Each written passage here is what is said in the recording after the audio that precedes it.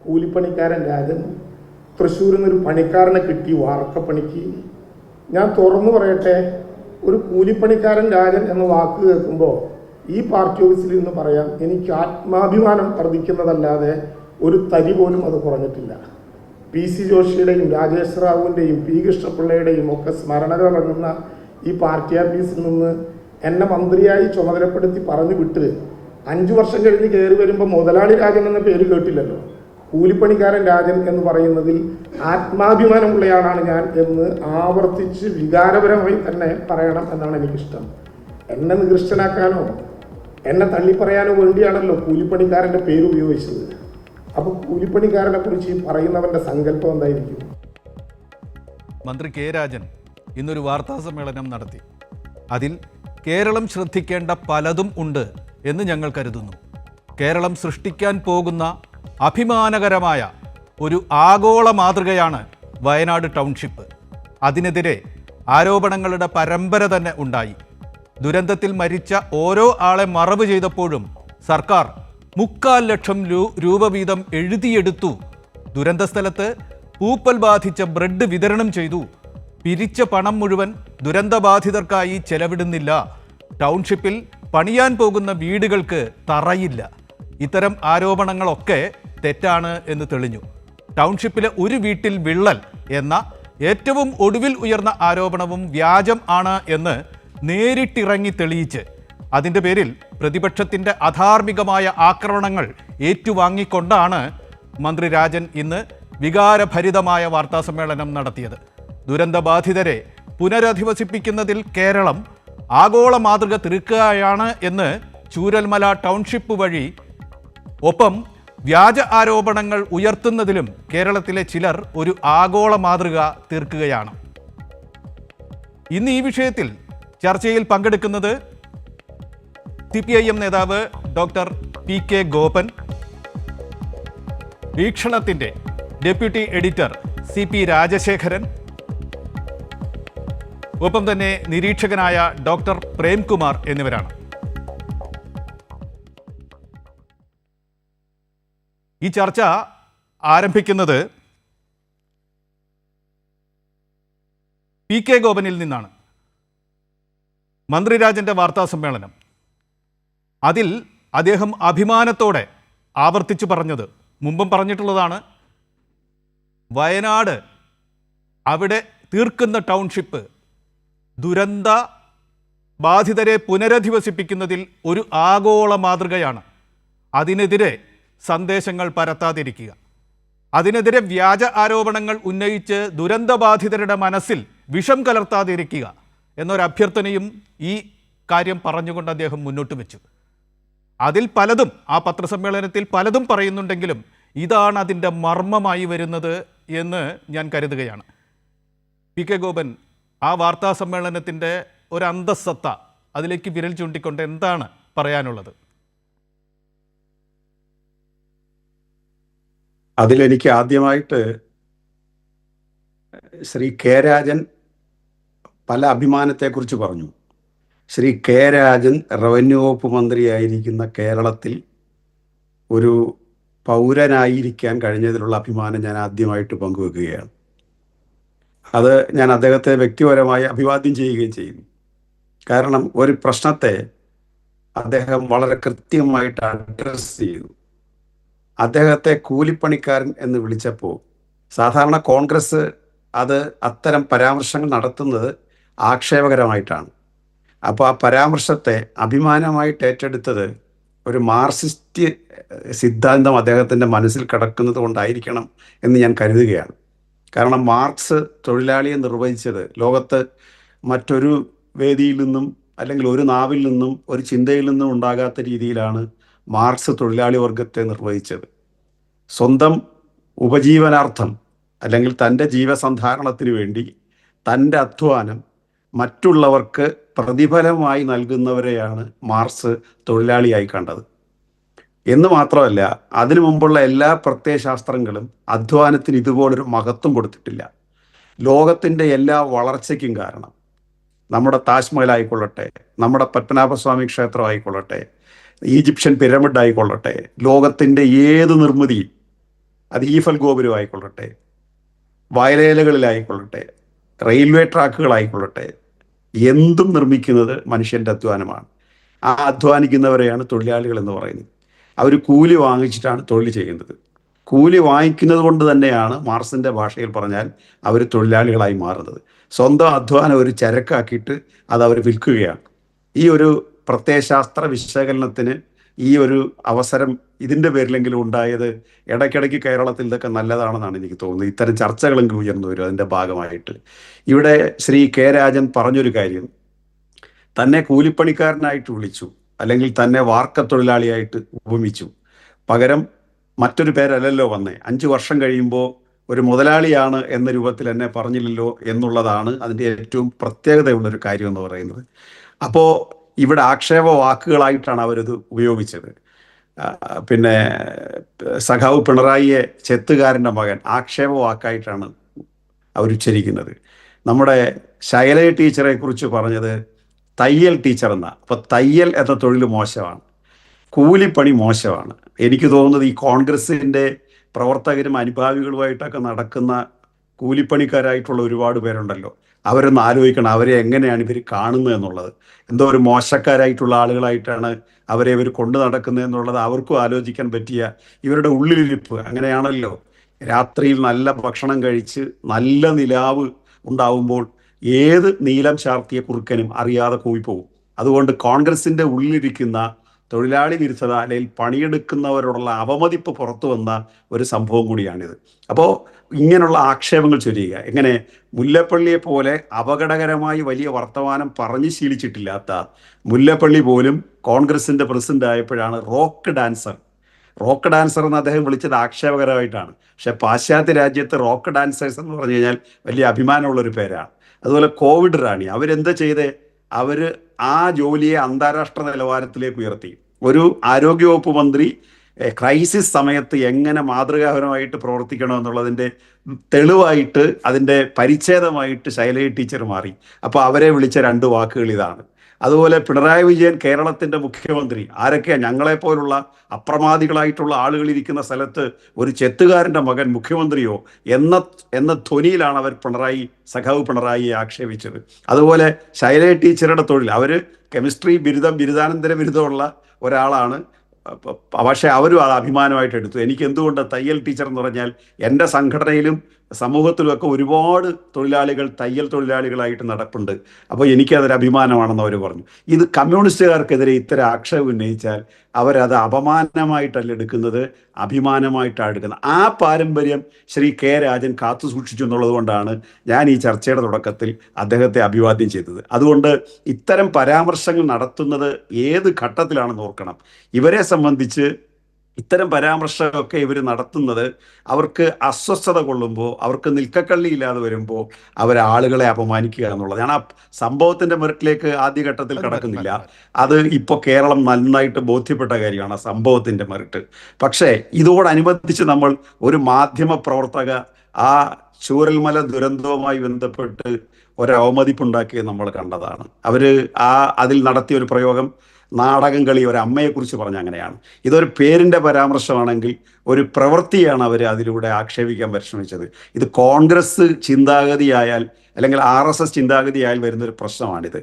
മാതൃത്വത്തിൻ്റെ ഒരു മഹത്വം എന്താണെന്ന് മനസ്സിലാക്കാതെ, ഞാനത് സൂചിപ്പിക്കാൻ ആഗ്രഹിക്കുന്നത് കേരളത്തിൽ ഏറ്റവും മനോഹരമായി ഈ മാതൃത്വത്തെ അഡ്രസ്സ് ചെയ്തൊരു കവി ഇടശ്ശേരിയാണ്.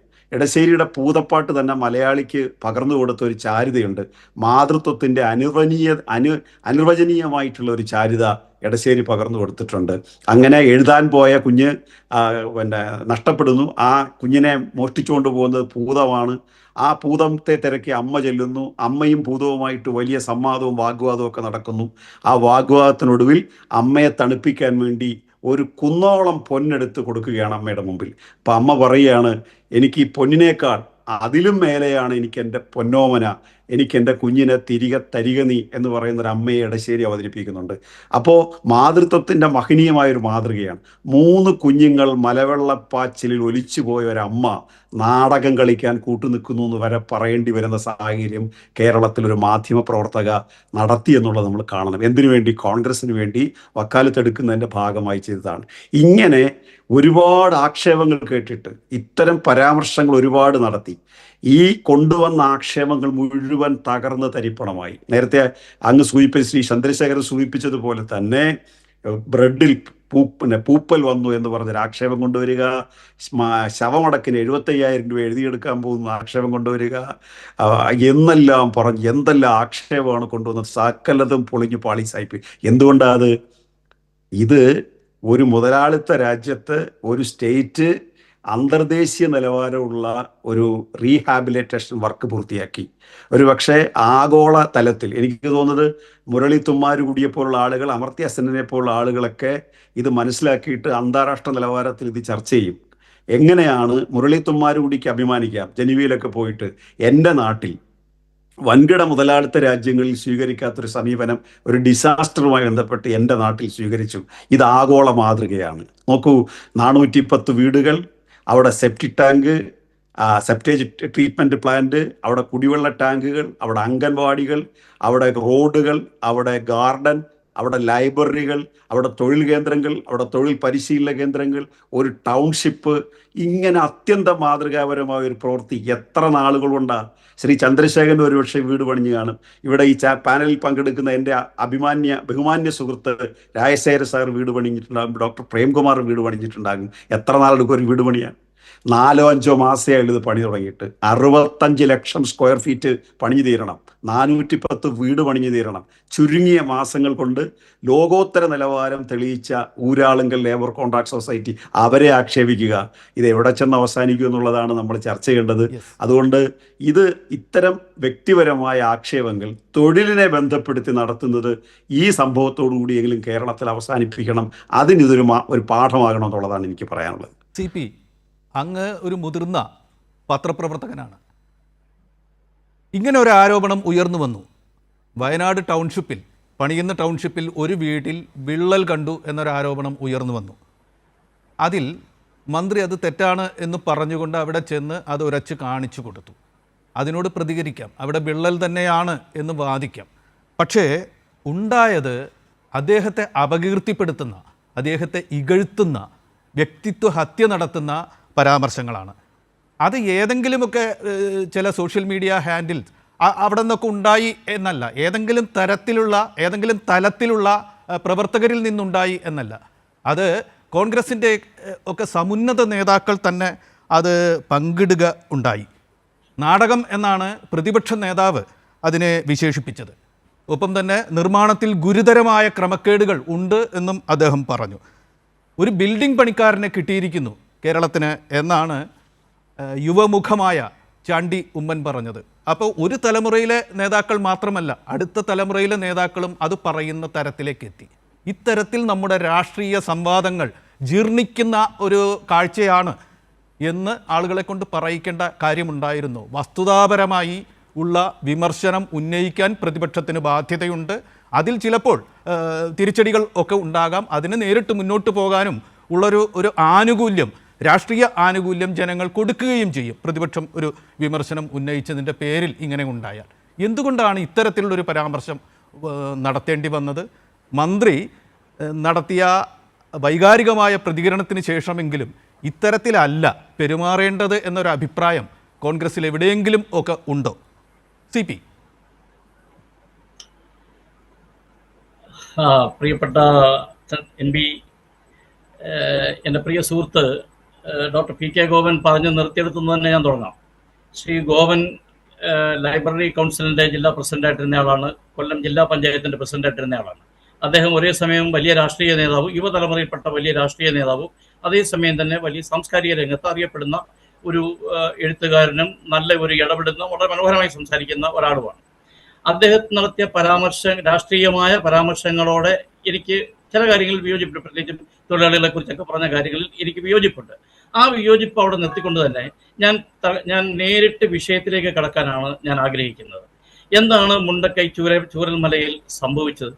അതിനകത്ത് ആദ്യം ഇന്ന് ശ്രീ കെ രാജൻ, പ്രിയപ്പെട്ട നമ്മുടെ റവന്യൂ മന്ത്രി ശ്രീ കെ രാജൻ നടത്തിയ പത്രസമ്മേളനം. ആ പത്രസമ്മേളനം എന്തിനാണ് അദ്ദേഹം നടത്തിയത്? അതിന് ഇടയാക്കിയ സാഹചര്യം എന്തായിരുന്നു? നമ്മളൊന്ന് മനസ്സിലാക്കണം.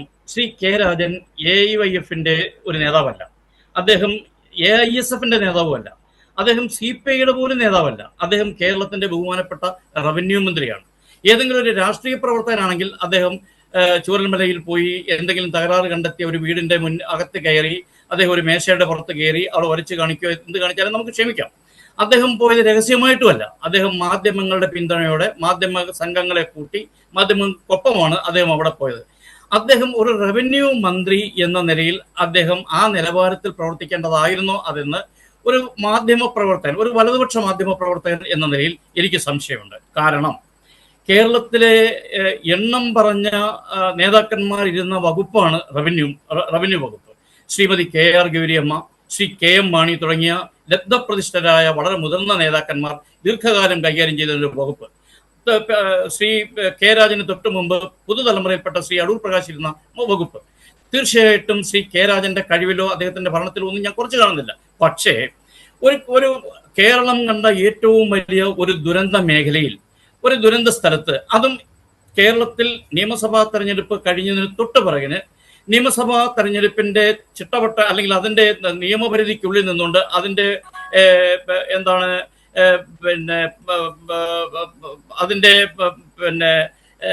നിയമപരിധിക്കുള്ളിൽ നിന്നുകൊണ്ട് ഒരിക്കലും ഒരു മന്ത്രി പ്രവർത്തിക്കാൻ പാടില്ലാത്ത, അത്യാവശ്യം സ്വകാര്യത അല്ലെങ്കിൽ അദ്ദേഹം അത്യാവശ്യം ഇത് മാന്യത പുലർത്തേണ്ടതിന് പകരം അദ്ദേഹം മാധ്യമ സംഘത്തെ കൂട്ടിക്കൊണ്ട് ചൂരൽമലയിൽ പോയി അവിടെ ഒരു വീടിന്റെ മുകളിൽ വരച്ചു വെച്ചത് പെൻസിൽ കൊണ്ടാണ് എന്ന് പറയാൻ ഒരു റവന്യൂ മന്ത്രി മെനക്കെടാൻ പാടില്ലായിരുന്നു എന്നാണ് എൻ്റെ വിനീതമായ അഭിപ്രായം. അതിന് കാരണം, ഒന്ന്, നേരത്തെ ശ്രീ ഗോവൻ പറഞ്ഞതുപോലെ ഈ ചൂരൽമല മുണ്ടക്കൈ മേഖലയിലെ വീടുകളുടെ നിർമ്മാണത്തിന് കരാർ ഏറ്റെടുത്തിരിക്കുന്നത് കേരളത്തിലെ തന്നെ ഏറ്റവും വലിയ സഹകരണ മേഖലയിൽ പ്രവർത്തിക്കുന്ന, പ്രത്യേകിച്ചും CPM-നെ പോലുള്ള ഒരു പാർട്ടിക്ക് സമ്പൂർണ്ണ ആധിപത്യവും നിയന്ത്രണവുമുള്ള ഊരാളുങ്കൽ ലേബർ കോപ്പറേറ്റീവ് സൊസൈറ്റി എന്ന് പറഞ്ഞ ഒരു വലിയ പ്രസ്ഥാനമാണ്.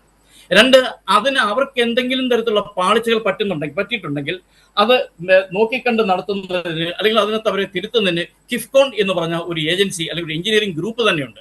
അപ്പോൾ ഏതെങ്കിലും തരത്തിൽ നിർമ്മാണ വൈകല്യമോ മറ്റെന്തെങ്കിലും കുഴപ്പമോ ഉണ്ടെങ്കിൽ അത് മന്ത്രി പോയി മേശപ്പുറത്ത് കയറിയുന്നത് പെൻസിൽ മാർക്കാണോ കോൺക്രീറ്റ് ക്രാക്ക് ആണോ എന്ന് പരിശോധിക്കുകയല്ല വേണ്ടത്. അതിന് പകരം ഊരാളുങ്കൽ സൊസൈറ്റിയുടെ ഉത്തരവാദിത്തപ്പെട്ട ആളുകളെ റവന്യൂ മന്ത്രിയുടെ ഓഫീസിൽ, ഇപ്പോഴും തെരഞ്ഞെടുപ്പ് പെരുമാറ്റച്ചട്ടം നിലവിൽ നിൽക്കുന്നെങ്കിൽ പോലും അദ്ദേഹം കാവൽ മന്ത്രിസഭയിലെ റവന്യൂ മന്ത്രിയാണ്. അദ്ദേഹത്തിന് തീർച്ചയായിട്ടും ജനങ്ങളുടെ ജീവനും സ്വത്തിനും സംരക്ഷണം കൊടുക്കണം എന്നുള്ള ഉദ്ദേശത്തോടെ ഊരാളുങ്കൽ സൊസൈറ്റിയുടെ ഉത്തരവാദിത്തപ്പെട്ട ആളുകളെ അതിന് സമ്മൻ ചെയ്യാം. അല്ലെങ്കിൽ ഈ പറഞ്ഞ കിഫ്കോൺ എന്ന് പറഞ്ഞ എന്ന എഞ്ചിനീയറിംഗ് ഗ്രൂപ്പിൽപ്പെട്ട ഉത്തരവാദിത്തപ്പെട്ട ആളുകളെ അദ്ദേഹത്തിന് വിളിച്ചു വരുത്തി അവിടെ എന്താണ് സംഭവിച്ചതെന്ന് പരിശോധിക്കാം. അതിനു പകരം മന്ത്രി തന്നെ നേരിട്ട് പോയി ഒരു മേശപ്പുറത്ത് കയറി നിന്ന് സാൻഡ് പേപ്പർ ഇട്ട് ഉരച്ചു നോക്കിയിട്ട് അത് മാധ്യമങ്ങൾ വഴി സംപ്രേഷണം ചെയ്യുക എന്ന് പറഞ്ഞാൽ ഒരിക്കലും ഒരു റവന്യൂ മന്ത്രിയുടെ നിലവാരത്തിൽ യോജിക്കുന്നതല്ല എന്ന് പറയാൻ ഞാൻ ഈ അവസരത്തിൽ ആഗ്രഹിക്കുകയാണ്. കാരണം ഞാൻ ആദ്യമേ തന്നെ പറഞ്ഞു, അദ്ദേഹം ഒരു യുവജന സംഘടനയുടെയോ ഒരു വിദ്യാർത്ഥി സംഘടനയുടെയോ ഒരു രാഷ്ട്രീയ പാർട്ടിയുടെ മാത്രം പ്രതിനിധിയല്ല. അദ്ദേഹം ഉത്തരവാദിത്തപ്പെട്ട ഒരു സ്ഥാനത്തിരിക്കുന്ന ഒരാളാണ്. ഇനി രണ്ടാമത്തെ കാര്യം, കോൺഗ്രസിനെയാണ് ശ്രീ NB ചന്ദ്രശേഖരനും ഡോക്ടർ ഗോവനും PK ഗോവനും വിമർശിച്ചത്. കോൺഗ്രസ് എന്ന് പറയുമ്പോൾ ഇന്ത്യയിൽ കോടാനുകോടി പ്രവർത്തകരുള്ള ഒരു പ്രസ്ഥാനമാണത്. അതിൽ ആർക്ക് വേണമെങ്കിൽ, ഇപ്പം ഞാൻ അടക്കമുള്ള ആളുകൾ ഇന്ന് രാവിലെ ഇന്നലെയും ഇന്നും ഒക്കെ ഈ പറഞ്ഞ വീഡിയോ കണ്ട് ഒരു പരിധിവരെ ആസ്വദിച്ച ആളുകളുമാണ്. ഏതെങ്കിലും കേരളത്തിൽ ഉത്തരവാദിത്തപ്പെട്ട AICC ഭാരവാഹികളോ കേരളത്തിൽ ഉത്തരവാദിത്തപ്പെട്ട KPCC ഭാരവാഹികളോ കേരളത്തിൽ ഉത്തരവാദിത്തപ്പെട്ട ഏതെങ്കിലും ഒരു കോൺഗ്രസ് MPയോ ഉത്തരവാദിത്തപ്പെട്ട കോൺഗ്രസിന്റെ MLAയോ ഏതെങ്കിലും ഉത്തരവാദിത്തപ്പെട്ട തസ്തികയിലിരിക്കുന്ന ഏതെങ്കിലും ഒരു കോൺഗ്രസ്സുകാരൻ സ്വകാര്യമായിട്ട് ക്രിയേറ്റ് ചെയ്ത് അങ്ങനെ ഒരു പോസ്റ്റ് ഇട്ടോ എന്നുള്ളതാണ് പ്രധാനപ്പെട്ട ചോദ്യം. പിന്നീട് ആരെങ്കിലും ഇന്നത്തെ കാലത്ത് സോഷ്യൽ മീഡിയയിൽ പ്രത്യേകിച്ചും ഇന്ന് ആർട്ടിഫിഷ്യൽ ഇന്റലിജൻസ് അടക്കമുള്ള നവമാധ്യമ രംഗത്ത് വിപ്ലവകരം സൃഷ്ടിക്കുന്ന കാലത്ത് നൂറുകണക്കിന് ആളുകൾ അവർക്ക് ഇഷ്ടമുള്ള വീഡിയോകൾ ഉണ്ടാക്കും. ആ വീഡിയോകൾ ഏതെങ്കിലും ഒരു കോൺഗ്രസ്സുകാരൻ, ഒരു മണ്ഡലം പ്രസിഡന്റോ അല്ലെങ്കിൽ ഒരു പഞ്ചായത്ത് മെമ്പറോ പഞ്ചായത്ത് പ്രസിഡന്റോ അല്ലെങ്കിൽ ഞാനടക്കമുള്ള ഒരു സാധാരണ കോൺഗ്രസ് അനുഭാവി പോലുമോ ഒരുപക്ഷെ അല്ലെങ്കിൽ അത് ഷെയർ ചെയ്യുന്നിരിക്കാം. ഞാൻ ഷെയർ ചെയ്തിട്ടില്ല, അല്ലെങ്കിൽ എന്നെപ്പോലുള്ള ആളുകൾ അത് ഷെയർ ചെയ്തിട്ടുമില്ല. പക്ഷേ അത്തരത്തിലുള്ള ഒരു KTA പോലുള്ള ഒരു വീഡിയോ കണ്ടപ്പോൾ നിങ്ങളെപ്പോലെ ഞാനും ആസ്വദിച്ച ഒരാളാണ് എന്ന് പറഞ്ഞതുപോലെ രാജനെ ഒരു കൂലിപ്പണിക്കാരന്റെ ഉത്സവപ്പറമ്പിലെ കൗതുകകരമായ അല്ലെങ്കിൽ പിന്നെ രസകരമായ അനൗൺസ്മെന്റ് അതിന്റെ മാതൃകയിൽ ഒരു വീഡിയോ ചെയ്യാനുള്ള അവസരം ഒരിക്കലും കെ രാജൻ കാണിക്കരുതായിരുന്നു എന്നാണ് എന്റെ വിനീതമായ അഭിപ്രായം. യെസ്, ഒരു കാര്യം കൂടെ. രണ്ടാമത് നമുക്ക് കെ രാജനെ നമ്മൾ ഓർക്കുന്നതിനേക്കാൾ മുമ്പ് ഞാൻ ഓർക്കുന്നത് 2018 അദ്ദേഹവും PK ഗോപനും തൊഴിലാളികളെ കുറിച്ച് പറഞ്ഞു. ഇന്ന് യഥാർത്ഥത്തിൽ CPIM-ഉം CPI അടക്കമുള്ള ഇടതുപക്ഷ കമ്മ്യൂണിസ്റ്റ് പ്രസ്ഥാനങ്ങൾ എത്രമാത്രം തൊഴിലാളി സ്നേഹം കാണിക്കുന്നു, തൊഴിലാളികളോട് ആഭിമുഖ്യം കാണിക്കുന്നു, അത് മറ്റൊരു കാര്യം, അത് രാഷ്ട്രീയം, അത് ഞാൻ അതിലേക്ക് പോകുന്നില്ല. പക്ഷേ ചൂരൽമലയിലും മുണ്ടക്കയിലും അതിനു മുമ്പ് 2018 കേരളത്തെ വിഴിഞ്ഞ മഹാപ്രളയം വന്നപ്പോ ഒരാളിനെ നമ്മൾ അന്ന് എല്ലാവരും പത്രങ്ങൾ, ഞാനടക്കമുള്ള പത്രങ്ങൾ വാട്ടിപ്പാടി 1-ാം പേജിൽ പടം കൊടുത്തു. അദ്ദേഹത്തിന്റെ പേര് കോഴിക്കോട് വെള്ളിമാട് കുന്ന് സ്വദേശിയായിരുന്ന ജയ്സൽ. ആ ജയ്സലിനെ ഇന്ന് എത്ര പേർ ഓർക്കുന്നുണ്ട്? ഒരുപക്ഷെ NBക്ക് ഓർമ്മയുണ്ടാവും, PK ഗോപൻ ഓർമ്മയുണ്ടാവും. ജയ്സൽ എന്ന് പറഞ്ഞ ഒരു തൊഴിലാളി, ഒരു മത്സ്യത്തൊഴിലാളിയാണെന്നാണ് എന്റെ ഓർമ്മ. അദ്ദേഹം കുനിഞ്ഞു കൂനിക്കൂടി നിന്ന് മഹാപ്രളയത്തിൽ തന്റെ മുതുക് കാണിച്ചു കൊടുത്തപ്പോൾ ആ മുതുകിൽ ചവിട്ടി എത്രയോ ആളുകളാണ് ജീവിതത്തിലേക്ക് കയറിപ്പറ്റിയത്. ആ ജയ്സലിനെ നമ്മൾ ഇന്ന് എത്ര പേർ ഓർക്കുന്നുണ്ട് എന്നുള്ളതാണ് പ്രധാനപ്പെട്ട പ്രശ്നം. അതാണ് തൊഴിലാളി, അതാണ് കേരളം ദുരന്തമുഖങ്ങളിൽ നമ്മൾ കണ്ടുകൊണ്ടിരിക്കുന്ന തൊഴിലാളികൾ. മുണ്ടക്കയിലും ചൂരൽമലയിലും ഉണ്ടായ ദുരന്തത്തിൽ കേരളത്തിലെ എത്രയോ ലക്ഷം ആളുകൾ, അതിൽ കോൺഗ്രസുകാരായിട്ടുള്ള വെറും കൂലിത്തൊഴിലാളികൾ, സാധാരണ തൊഴിലാളികൾ, എന്നെപ്പോലുള്ള സാധാരണ മാധ്യമ പ്രവർത്തകർ, ഞങ്ങളൊക്കെയും ഒരു ദിവസത്തെ അല്ലെങ്കിൽ ഒരു മണിക്കൂറത്തെ അല്ലെങ്കിൽ അല്പമെങ്കിലും ഞങ്ങളുടെയൊക്കെ അല്പ വരുമാനത്തിൽ നിന്ന് ഒരു ഭാഗമെങ്കിലും മുണ്ടക്കൈ ചൂരൽമല ദുരന്തത്തിന് ബഹുമാനപ്പെട്ട മുഖ്യമന്ത്രിയുടെ ദുരിതാശ്വാസ നിധിയിലേക്ക് അല്ലെങ്കിൽ സംസ്ഥാന സർക്കാരിന്റെ ഫണ്ടിലേക്ക് സംഭാവന ചെയ്തിട്ടുള്ള ആളുകളാണ്. അവർ സംഭാവന ചെയ്ത് ഉണ്ടാക്കിയ അല്ലെങ്കിൽ രൂപകൽപ്പന ചെയ്ത പുതിയൊരു ടൗൺഷിപ്പിൽ അതിന്റെ ഉദ്ഘാടനം തെരഞ്ഞെടുപ്പ് കാലത്ത് തിരക്കിട്ട് പിടിച്ച് ഒരു ഉദ്ഘാടന മാമാങ്കം നടത്തിയപ്പോ ഒരാളിനെ പോലും താമസിപ്പിക്കാൻ കഴിയാതെ വന്ന ഒരു സാഹചര്യത്തിൽ അതിൽ താമസിപ്പിക്കാൻ തിരക്കിട്ട് പിടിച്ച് ഉദ്ഘാടനം ചെയ്ത ഒരു വീട്ടിന്റെ മുകളിൽ വിള്ളൽ കാണുമ്പോൾ അത് വലിയ വാർത്തയാവും, വിമർശിക്കപ്പെടും. ആ വിമർശനങ്ങൾ ഉൾക്കൊള്ളണം തീർച്ചയായിട്ടും. പ്രേംകുമാർ, ഞാൻ താങ്കളിലേക്ക് വരികയാണ്.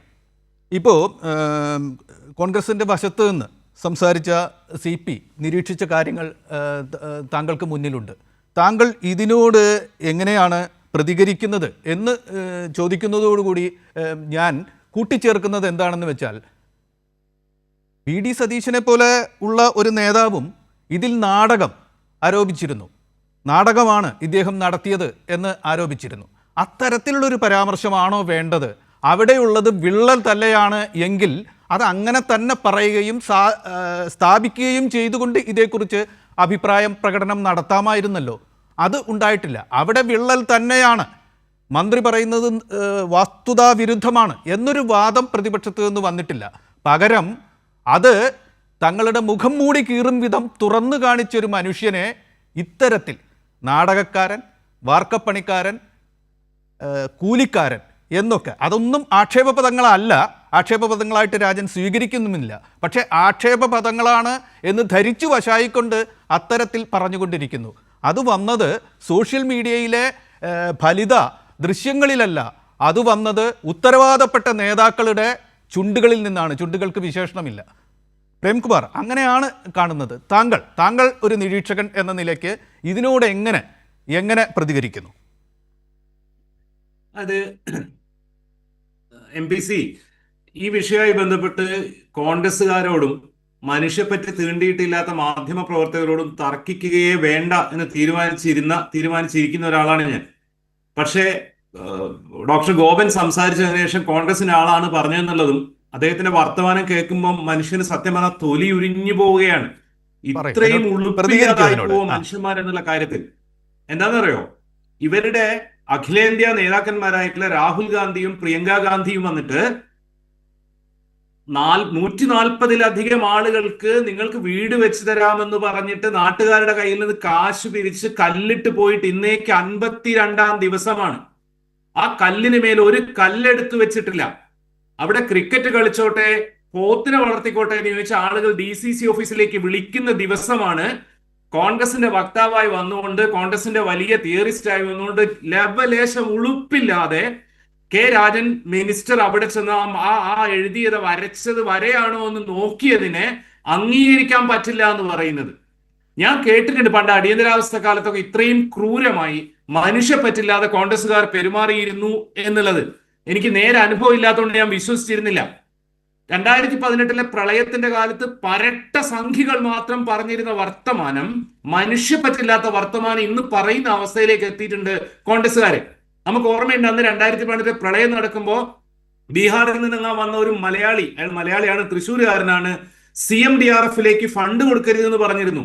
അതിനെതിരെയായിരുന്നു ഇത് പറയാൻ നീ ആരടാ എന്ന് പറഞ്ഞിട്ട് നമ്മുടെ വല്ലാത്ത പഹയന്റെ ആദ്യത്തെ വീഡിയോ വൈറലായത്. വല്ലാത്ത പഹയനെ മലയാളികൾ കണ്ടത് അതിലൂടെയായിരുന്നു. വയനാട്ടിലെ മുണ്ടക്കൈയിലെ ചൂരൽമലയിലെ ദുരന്തമുണ്ടായപ്പോൾ കോൺഗ്രസ്സുകാർ, സുധാകരൻ അടക്കമുള്ളവരാണ് പറഞ്ഞത് CMDRF-ലേക്ക് കാശ് കൊടുക്കരുത്, ഞങ്ങൾ ആപ്പ് ഉണ്ടാക്കിയിട്ടുണ്ട്, ഇതിലൂടെ പിരിക്കാമെന്ന്. 52 കോടി രൂപ വരെ എത്തിയതിന്റെ സ്ക്രീൻഷോട്ട് പബ്ലിക് സ്പിയറിലുണ്ട്. ഇപ്പൊ അവർ പറയുന്നത് ഒരു അക്കൗണ്ടിൽ 5 കോടി രൂപയാണ് പിരിഞ്ഞത്, തീർന്നു പോയി എന്ന, ഉളുപ്പില്ലാതെ, മനുഷ്യപ്പറ്റില്ലാതെ. എന്നിട്ട് അതേ വയനാട്ടിൽ അവിടുത്തെ പഞ്ചനക്ഷത്ര റിസോർട്ടിൽ, സപ്താ റിസോർട്ടിൽ 3 ദിവസം കൂടിയിട്ട് തെരഞ്ഞെടുപ്പ് പരിപാടികൾ ആസൂത്രണം ചെയ്ത ആളുകളാണ് ഇവർ. തെരഞ്ഞെടുപ്പ് കഴിഞ്ഞതിന് ശേഷം ഇവരുടെ മഹാനായ VD സതീശൻ എന്താ ചെയ്യുന്നത്? ഏതോ ലക്ഷറി റിസോർട്ടിൽ പോയിട്ട് 3/4 ഇട്ടിട്ട ഫോട്ടോ ഇട്ട് നാട്ടുകാരെ മേലെ കൊഞ്ഞനം കുത്തുകയാണ്. ഇവരുടെ വീട് കിട്ടുമെന്ന് വിചാരിച്ച് വയനാട്ടിൽ ഇപ്പോഴും കാത്തിരിക്കുന്നുണ്ട് 100-ലധികം ആളുകൾ. അവരെ പറ്റി ഒരു അക്ഷരം മിണ്ടാതെയാണ് രാജൻ മിനിസ്റ്റർ വിമർശിക്കാൻ വരുന്നത്. ഇതിൽ പങ്കെടുക്കുന്ന കോൺഗ്രസിന്റെ എന്താ പറയുക പ്രതിനിധി, വലത് പത്രപ്രവർത്തകൻ എന്ന രീതിയിൽ അദ്ദേഹത്തിന് അതങ്ങോട്ട് ദഹിക്കുന്നില്ല പോലും. ദഹിക്കേണ്ട മിനിസ്റ്റർ, നിങ്ങൾക്ക് ദഹിക്കേണ്ട. അത് തന്നെയാണ് രാജൻ മിനിസ്റ്റർ ഇന്ന് കൃത്യമായിട്ട് പറഞ്ഞത്. ഞാൻ പണിക്കാരനാണ്, തൊഴിലാളിയാണ്, ഞാൻ മന്ത്രിയല്ല, ഞാൻ മുണ്ടക്കൈ നിവാസിയാണ്. അവിടെ എന്റെ കൂടെയുള്ളവർക്ക് വേണ്ടി ഞങ്ങൾ ഉണ്ടാക്കി കൊടുത്ത വീട്ടിൽ വിള്ളലുണ്ടെന്ന് കേട്ടാൽ ഞാൻ ഓടിച്ചെന്ന് നോക്കും. അത് വിള്ളലല്ല, ഞങ്ങൾ ഇട്ട മാർക്കാണെന്ന് അതുണ്ടാക്കുന്ന കമ്പനി, അത് ULCCS ആയാലും LNT ആയിരുന്നാലും പറഞ്ഞാൽ ആ പറഞ്ഞത് അപ്പാടെ ഞാൻ വിശ്വസിക്കില്ല. ഞാൻ നോക്കും, അത് വര തന്നെയാണോ എന്ന് മയച്ചു നോക്കും. അതാണ് എന്റെ രാഷ്ട്രീയം, അതാണ് ഇടതുപക്ഷത്തിന്റെ രാഷ്ട്രീയം. നിങ്ങൾക്ക് ദഹിക്കുന്നില്ലെങ്കിൽ നിങ്ങൾക്ക് ദഹിക്കണ്ട, അത്രയേ ഉള്ളൂ. മാങ്കൂട്ടനെ പോലെയുള്ള വൃത്തികെട്ട ആളുകൾ 4 വരിയിൽ പറയുന്ന കാര്യങ്ങൾ ഇദ്ദേഹത്തെ പോലെയുള്ള ആളുകൾ 40 വരിയിൽ പറയുന്നു. ഇത് മാത്രമാണ് കേരളത്തിന്റെ വ്യത്യാസം. സ്ത്രീ സുരക്ഷയെ പറ്റി എങ്ങനെയാണോ മാങ്കൂട്ടമെന്ന ആഭാസൻ സംസാരിക്കുന്നത്, അതുപോലെ തന്നെയാണ് കോൺഗ്രസിനൊപ്പം നിൽക്കുന്ന ഏതൊരാളും വയനാട്ടിലെ പുനരധിവാസത്തിന്റെ അകത്തെ കുഴപ്പത്തെ പറ്റി സംസാരിക്കുന്നത്. നിങ്ങൾക്ക് ആ വഴിക്ക് പോവാനുള്ള അവകാശമില്ല. എന്തുകൊണ്ടെന്നറിയോ? വയനാട്ടിൽ 100 കണക്കിന് ആളുകൾ മരിച്ചപ്പം നയാ പൈസ സഹായം തരാതിരുന്നവരാണ് ഞാൻ നേരത്തെ പറഞ്ഞ സംഖ്യകൾ. കോൺഗ്രസ്സുകാരെന്താ ചെയ്തെന്നറിയോ? നിങ്ങൾ പൈസ CMDRF-ലേക്ക് കൊടുത്തില്ല എന്ന് മാത്രമല്ല, നാട്ടുകാരുടെ കയ്യിൽ നിന്ന് ശവങ്ങളുടെ കണക്ക് പറഞ്ഞു, മരിച്ച മനുഷ്യരുടെ കണക്ക് പറഞ്ഞിട്ട് കോടിക്കണക്കിന് രൂപ പിരിച്ചെടുത്തു. അതുപയോഗിച്ച് ഇലക്ഷൻ ക്യാമ്പയിൻ നടത്തുകയും റിസോർട്ട് മഹാമഹങ്ങൾ നടത്തുകയും അബോർഷൻ നടത്തുകയും ചെയ്തു. എന്നിട്ട് 5 വർഷം DLP-യുള്ള ഡിഫക്ട്സ് ലയബിലിറ്റി പീരീഡുള്ള ഒരു കോൺട്രാക്റ്റിൽ വർക്ക് കഴിഞ്ഞതിന് ശേഷം അതിന്റെ ക്വാളിറ്റി ചെക്കിങ്ങിന്റെ ഭാഗമായി പോണ്ടിങ് നടത്തിയിട്ട് അവര് തന്നെ കണ്ടുപിടിച്ച ലീക്ക് കണ്ടുപിടിച്ചതിന് ശേഷം 2 ലെയർ സുരക്ഷ എന്താ പറയാ ആഡഡ് പ്രൊട്ടക്ഷൻ ചെയ്യാനുള്ള പ്ലാനിന്റെ ഭാഗമായിട്ട് ചെയ്യുന്ന സ്ഥലത്തേക്ക് യാതൊരു മനുഷ്യ പറ്റുമില്ലാതെ കഴുതപ്പുലികളെ പോലും നാണിപ്പിക്കുന്ന രീതിയിൽ ചെന്ന് നോക്കിയ യൂത്ത് കോൺഗ്രസിന്റെ നേതാവുണ്ടല്ലോ. കോൺഗ്രസിന്റെ സർക്കാരിന്റെ വീട് ആവുന്നതിന് മുന്നേ കോൺഗ്രസിന്റെ വീട് ഉണ്ടാവുമെന്ന് പ്രഖ്യാപിച്ച് ഈ കാശ് മുഴുവൻ പുട്ടടിച്ച് നടന്ന ഉളുപ്പില്ലാത്ത രാഷ്ട്രീയക്കാരൻ, അയാളുടെ ശബ്ദമായി ഇപ്പോഴും വന്ന് പറയുന്നത് കേരളത്തിലായതുകൊണ്ട് മാത്രമാണ് പറയാൻ പറ്റുന്നത്. റവന്യൂ മന്ത്രി എന്ത് ചെയ്യണം, കളക്ടറെ അങ്ങോട്ട് വിളിക്കണോ, ULCCS-നെ വിളിക്കണോ, കിറ്റ്കോണെ വിളിക്കണോ എന്നുള്ളത് സഖാവ് രാജൻ തീരുമാനിക്കും. അത് കോൺഗ്രസ്സുകാർ പറയണ്ട. നിങ്ങൾക്ക് പറ്റുമെങ്കിൽ നിങ്ങൾ ആളുകളിൽ നിന്ന് പിരിച്ച കാശ് അവർക്ക് തിരിച്ചു കൊടുക്കുകയെങ്കിലും ചെയ്യുക. വീടുണ്ടാക്കില്ല എന്ന് പറയാനുള്ള മനുഷ്യത്വം ഉണ്ടാവുക. എന്നിട്ട് വേണം ലോകം അംഗീകരിച്ച രീതിയിൽ നടക്കുന്ന ഈ റീഹാബിലിറ്റേഷൻ പ്രോജക്ട്. ഉമ്മൻചാണ്ടിയുടെ കാലത്ത് സുനാമിയിൽപ്പെട്ട ആളുകൾക്ക് ഉണ്ടാക്കി കൊടുത്ത വീടുകൾ നമ്മൾ കണ്ടിട്ടുണ്ട്. നിങ്ങൾ സാഹിത്യകാരനും പത്രപ്രവർത്തകനൊക്കെ ആണല്ലോ. പൊന്നാനി ബേസ് ചെയ്ത് ഇറങ്ങുന്ന സിനിമകളിൽ നമ്മൾ കണ്ടിട്ടുണ്ട് ആ വീടുകളൊന്ന് പോയി നോക്കൂ. അതും വയനാട്ടിലെ വീടും തമ്മിലുള്ള വ്യത്യാസം. പിന്നെ അദ്ദേഹം ഇവിടെ പറയുന്നത് കോൺഗ്രസിന്റെ ഉത്തരവാദപ്പെട്ടവരാരും പറഞ്ഞിട്ടില്ല എന്നാ. ഉമ്മൻചാണ്ടിയുടെ മകനായ ചാണ്ടി ഉമ്മൻ കോൺഗ്രസിന്റെ ഉത്തരവാദപ്പെട്ട ആളല്ലേ? അയാളല്ലേ കെ രാജൻ മിനിസ്റ്ററെ ഒരു എന്താ പറയുക വാർക്കപ്പണിക്കാരനെ കിട്ടിയെന്ന് പറഞ്ഞത്? ഡോക്ടർ ജിൻഡോ ജോൺ KPCCയുടെ ഔദ്യോഗിക സ്പോക്സ് പേഴ്സൺ ആണ്. ഡോക്ടർ ജിൻഡോ ജോൺ നേതാവാണ്, ജനപ്രതിനിധിയാണ്. അദ്ദേഹമാണ് ഈ വീഡിയോന്റെ അകത്ത് വാർക്കപ്പണി രാജൻ എന്ന് പറഞ്ഞ കൂലിപ്പണി രാജൻ എന്ന് പറഞ്ഞ വീഡിയോ എഡിറ്റ് ചെയ്തിട്ടത്. എല്ലാ കാലത്തും നിങ്ങളുടെ നേതാക്കന്മാർ മുഴുവൻ ചെയ്യുന്നതാണ്. ഈ നിമിഷം വരെ ഏതെങ്കിലും ഒരു കോൺഗ്രസ് നേതാവ് ഈ ചെയ്ത തോന്നിവാസത്തെ തള്ളി പറയാൻ തയ്യാറായിട്ടുണ്ടോ? അടൂർ പ്രകാശിനെ പോലുള്ള മഹാന്മാർ ഇരുന്ന കസേരയാണ് അത്രേ ഇപ്പൊ രാജൻ മിനിസ്റ്റർ ഇരിക്കുന്നത്. അടൂർ പ്രകാശ് ചെയ്യുന്ന പണി ഒരു പണിയും വിശദമായിട്ട് എന്നെ കൊണ്ട് പറയിപ്പിക്കരുത്. ഒരു കച്ചവടവും ഒരു പണിയും സഖാവ് രാജൻ മിനിസ്റ്റർ ചെയ്യില്ല. അത് MLA ആയിരുന്നാലും AISF ആയിരുന്നാലും AIF ആയിരുന്നാലും രണ്ട് തരം മനുഷ്യന്മാരാണ്. ഇത് ഇവിടുത്തെ മലയാളികൾക്ക് മനസ്സിലാവും.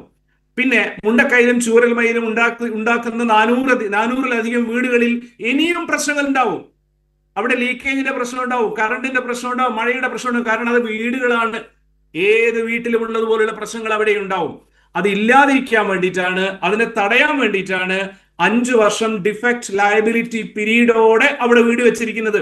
നിങ്ങളുടെ കാലത്ത്, ഉമ്മൻചാണ്ടിയുടെ കാലത്ത് പാലാരിവട്ടത്തുണ്ടാക്കിയ പാലം പോലെ അല്ല ഇത്. അത് നിങ്ങൾ മനസ്സിലാവണം. നിങ്ങൾക്കത് മനസ്സിലാവില്ല. കഴുതപ്പുലികളുടെ സ്വഭാവം മാത്രമുള്ള കോൺഗ്രസ്സുകാർക്ക്, കോൺഗ്രസിന്റെ കൂടെ നിൽക്കുന്ന ആളുകൾക്ക് അത് മനസ്സിലാവില്ല. ഒരൊറ്റ കാര്യം നിങ്ങൾ ഓർക്കണം. നിങ്ങൾ ഈ വൃത്തികേടുകൾ കാണിക്കുന്നത് 400-ലധികം ആളുകൾ മരിച്ചു വീണ ഒരു മണ്ണിനെ സാക്ഷി നിർത്തിയിട്ടാണ്. ബാക്കി എന്ത് രാഷ്ട്രീയ വിയോജിപ്പുകൾ നിങ്ങൾ പ്രകടിപ്പിച്ചോളൂ. പിണറായി വിജയൻ നിങ്ങൾ എന്ത് തെറി വേണമെങ്കിൽ പറഞ്ഞോളൂ. കമ്മ്യൂണിസ്റ്റുകാർ നിങ്ങൾ എന്ത് വേണമെങ്കിൽ പറഞ്ഞോളൂ. കേരളം ഇന്നേ വരെ കണ്ടതിൽ ഏറ്റവും ഹൃദയഭേദകമായ ഒരു ട്രാജഡിയുടെ മുന്നിൽ നിന്നുകൊണ്ടാണ് നിങ്ങൾ ഇമാതിരി മനുഷ്യപ്പറ്റില്ലായ്മ സംഘികളെ പോലും തോൽപ്പിക്കുന്ന, ശവം തൂക്കുകളെ പോലും തോൽപ്പിക്കുന്ന രീതിയിലുള്ള ഇത്തരം വർത്തമാനം പിന്നെയും പറഞ്ഞുകൊണ്ടിരിക്കുന്നത്. ഇതിൽ കൂടുതൽ മാന്യതയുള്ള ഒരു പാർട്ടിയെ, കോൺഗ്രസ് എന്നുള്ള പാർട്ടിയെ കേരള ജനത അർഹിക്കുന്നുണ്ട്. നിങ്ങൾ അത് തിരിച്ചറിഞ്ഞാൽ നിങ്ങൾക്ക് നന്ന്. ഇതിൽ കൂടുതൽ പറഞ്ഞാൽ ഒരുപക്ഷെ എന്റെ വാക്കുകൾ എന്റെ കൺട്രോളിന്റെ പുറത്തായി പോവും. ഞാൻ അതുകൊണ്ട് ഇവിടെ നിർത്തുകയാണ്. വരാം. CP, താങ്കൾ പ്രതികരിക്കേണ്ട ഒരു കാര്യം ഇതാണ്. ഈ വിവാദം എപ്പോഴൊക്കെ മുന്നോട്ട് പോകുന്നുണ്ടോ, ഈ സംവാദം എപ്പോഴൊക്കെ കേരളം നടക്കുന്നുണ്ടോ, അപ്പോഴൊക്കെ മറ്റേ ചോദ്യം ഉയർന്നു വരുന്നുണ്ട്. കോൺഗ്രസ് പിരിച്ച, UDF പിരിച്ച ഫണ്ട് എവിടെ, അതുകൊണ്ടുള്ള വീട് എവിടെ എന്നുള്ള ചോദ്യം ഉയർന്നു വരുന്നുണ്ട്. അത് വെറുതെ ഒരു ഫണ്ട് പിരിക്കലോ ഒരു നിധി സമാഹരിക്കലോ വീട് വാഗ്ദാനം ചെയ്യലോ ആയിരുന്നില്ല. കേരള സർക്കാരിൻ്റെ നേതൃത്വത്തിൽ മുന്നോട്ട് പോകുന്ന ആ പുനരധിവാസ യത്നം അതിനെ സംശയത്തിൻ്റെ നിഴലിലാക്കിക്കൊണ്ട് അതിൻ്റെ പിറകെ പോകാതിരിക്കൂ എന്ന് ദുരന്തബാധിതരോട് പറഞ്ഞുകൊണ്ട് ആണ് നിങ്ങൾ അത് നടത്തിയത്. സർക്കാരിൻ്റെ വീടുകളേക്കാൾ ഫലപ്രദമായ മികച്ച പുനരധിവാസം വാഗ്ദാനം ചെയ്തു നിങ്ങൾ. അത് കേട്ടിട്ട് 104 പേർ സർക്കാർ നൽകിയ 15 ലക്ഷം രൂപ വാങ്ങി നിങ്ങളുടെ വീട് കാത്തു നിൽക്കുകയാണ്. ഒരു വീട് പോലും ഉണ്ടായിട്ടില്ല എന്ന് മാത്രമല്ല, വീടുണ്ടാകുമോ എന്ന കാര്യത്തിൽ ഇപ്പോഴും സംശയമാണ്. അപ്പോഴാണ് ഇതുപോലെ ഉണ്ടാകുന്ന വീടുകളുടെ പ്രശ്നങ്ങളിലേക്ക് വരുന്നത്. തീർച്ചയായും അത് ചർച്ച ചെയ്യാം. പക്ഷേ അതീ പറഞ്ഞ പോലെ അത് അവിടെ മഴ പെയ്തിട്ട് ചോർച്ചയുണ്ടായതല്ല. അവിടെ ഇവർ തന്നെ പരിശോധനയുടെ ഭാഗമായിട്ട് ഒഴിച്ച വെള്ളം കിനിഞ്ഞിറങ്ങിയതാണ്. അത് മാർക്ക് ചെയ്തതാണ്, അത് വിള്ളലേ അല്ല. ഇതാണ് സ്ഥാപിക്കപ്പെട്ടത്. അതിനെതിരെ ഒരു വാദം വയ്ക്കാതെ, ഈ വീടുകളുടെ കാര്യത്തിൽ ഒരു മറുപടി പറയാതെ കോൺഗ്രസ്സിന് മുന്നോട്ട് പോകാനാകുമോ കേരള രാഷ്ട്രീയത്തിൻ്റെ സംവാദ മണ്ഡലത്തിൽ? CP ഓർക്കുക, നേരത്തെ എന്റെ പ്രിയ സുഹൃത്ത്, അല്ലെ, എനിക്ക് അദ്ദേഹത്തെ നേരിട്ട് വലിയ പരിചയമില്ല, എന്നാലും പറഞ്ഞത് ഡോക്ടർ പ്രേംകുമാർ പറഞ്ഞെടുത്ത് തന്നെ ഞാൻ തുടങ്ങുകയാണ്. ഇന്ത്യൻ നാഷണൽ കോൺഗ്രസ് കേരളത്തിലെ പ്രധാനപ്പെട്ട ഒരു പ്രതിപക്ഷ പാർട്ടിയാണ്. ആ പ്രതിപക്ഷ പാർട്ടിക്ക് കേരളത്തിലെ ജനങ്ങളോടെ അല്ലെങ്കിൽ സംസ്ഥാന സർക്കാരിന്റെ ചെയ്തികളെ വിമർശന ബുദ്ധിയോടെ നോക്കിക്കാണാനും കേരളത്തിലെ ജനങ്ങളുടെ വാസ്തവം വിളിച്ചു പറയാനുള്ള അധികാരമുണ്ട്, അതിന് ചുമതലയുണ്ട്, ഉത്തരവാദിത്വമുണ്ട്. അത് അവർ നിർവഹിക്കുക തന്നെ ചെയ്യും. കോൺഗ്രസിനെ ചോദ്യം ചെയ്യുന്ന അല്ലെങ്കിൽ ഇപ്പോഴത്തെ ഈ വിമർശനത്തിന് ചോദ്യം ചെയ്യുമ്പോൾ ഞാൻ തിരിച്ചൊരു ചോദ്യം ചോദിക്കുകയാണ്. 2024 മുണ്ടക്കൈ ചൂരൽമല ദുരന്തത്തിൽ ഇരയായ ആളുകളെ സഹായിക്കാൻ വേണ്ടി മുഖ്യമന്ത്രിയുടെ ദുരിതാശ്വാസ നിധിയിലേക്ക് എന്റെ മുന്നിലിരിക്കുന്ന വിവരാവകാശ നിയമപ്രകാരമുള്ള കടലാസാണ്. ഈ കടലാസിൽ പറഞ്ഞിരിക്കുന്നു 2026 മാർച്ച് 31 വരെയുള്ള ലഭ്യമായ കണക്കനുസരിച്ചിട്ട് 773 കോടി രൂപ പിരിച്ചു കിട്ടി. 773 കോടി രൂപ മുഖ്യമന്ത്രിയുടെ ദുരിതാശ്വാസ നിധിയിലുണ്ട്. അങ്ങനെ അത്രയും രൂപ കിടക്കുമ്പോൾ ചെലവിനത്തിൽ എത്രയാണ് വന്നിരിക്കുന്നത്? സംസ്ഥാനത്തിന്റെ തനത് ഫണ്ടിൽ നിന്ന് 102.59 കോടി രൂപ ചെലവാക്കി എന്ന് പറയുന്നു. ടൗൺഷിപ്പ് പുതിയ ടൗൺഷിപ്പ് ഉണ്ടാക്കുന്നതിന് വേണ്ടി ഭൂമി അക്വയർ ചെയ്യുന്നതിന് വേണ്ടി 26.56 കോടി രൂപ ചെലവാക്കി എന്ന് പറഞ്ഞിരിക്കുന്നു. ഇൻഫ്രാസ്ട്രക്ചർ ഡെവലപ്മെന്റിന് വേണ്ടി 52.12 കോടി രൂപ ചെലവാക്കി എന്ന് പറഞ്ഞിരിക്കുന്നു. അങ്ങനെ ഇതെല്ലാം കൂടെ നോക്കുമ്പോൾ 178 ഏതാണ്ട് 180 കോടി പോട്ടെ, പരമാവധി 200 കോടി രൂപയ്ക്കകത്താണ് ചെലവാക്കിയിരിക്കുന്നത്. പിന്നെ എന്താണ് പറഞ്ഞിരിക്കുന്നത്? 2026 ജൂൺ വരെ ഈ ദുരന്തബാധിതരായിട്ടുള്ള ആളുകൾക്ക് 9,000 രൂപ പ്രതിമാസ അലവൻസ് ഇനത്തിൽ അത് കൊടുക്കും. അതിനുള്ള ഫണ്ടും വകയിരുത്തിയിട്ടുണ്ട്. ഇത് ഇത്രയാവുമ്പോൾ ഈ പിരിച്ചെടുത്ത 773 കോടി രൂപ തികയുമോ? ഇന്ത്യൻ നാഷണൽ കോൺഗ്രസിന്റെ അല്ലെങ്കിൽ പ്രേംകുമാർ പറഞ്ഞതുപോലെ ഞങ്ങൾ പണം പിരിച്ചിട്ടുണ്ട്. ആ പിരിച്ച കണക്ക് കൃത്യമായിട്ട് KPCCയുടെ പ്രസിഡന്റ്, ബഹുമാനനായ president advocate K. Sunny Joseph വളരെ വിശദമായിട്ട് പറഞ്ഞിട്ടുണ്ട്. അത് എത്ര രൂപയാണ് അത് പറഞ്ഞിരിക്കുന്നത്? KPCC പിരിച്ചിരിക്കുന്നത് ഏപ്രിൽ വരെ ഉള്ള കണക്ക് പ്രകാരം 5.38 കോടി രൂപ പിരിച്ചെടുത്തിട്ടുണ്ട്. ഈ 5.38 കോടി രൂപ പിരിച്ചെടുത്തപ്പോൾ വയനാട്ടില് കുന്നമ്പറ്റ എന്ന സ്ഥലത്ത് ഞങ്ങൾ മൊത്തത്തിൽ 1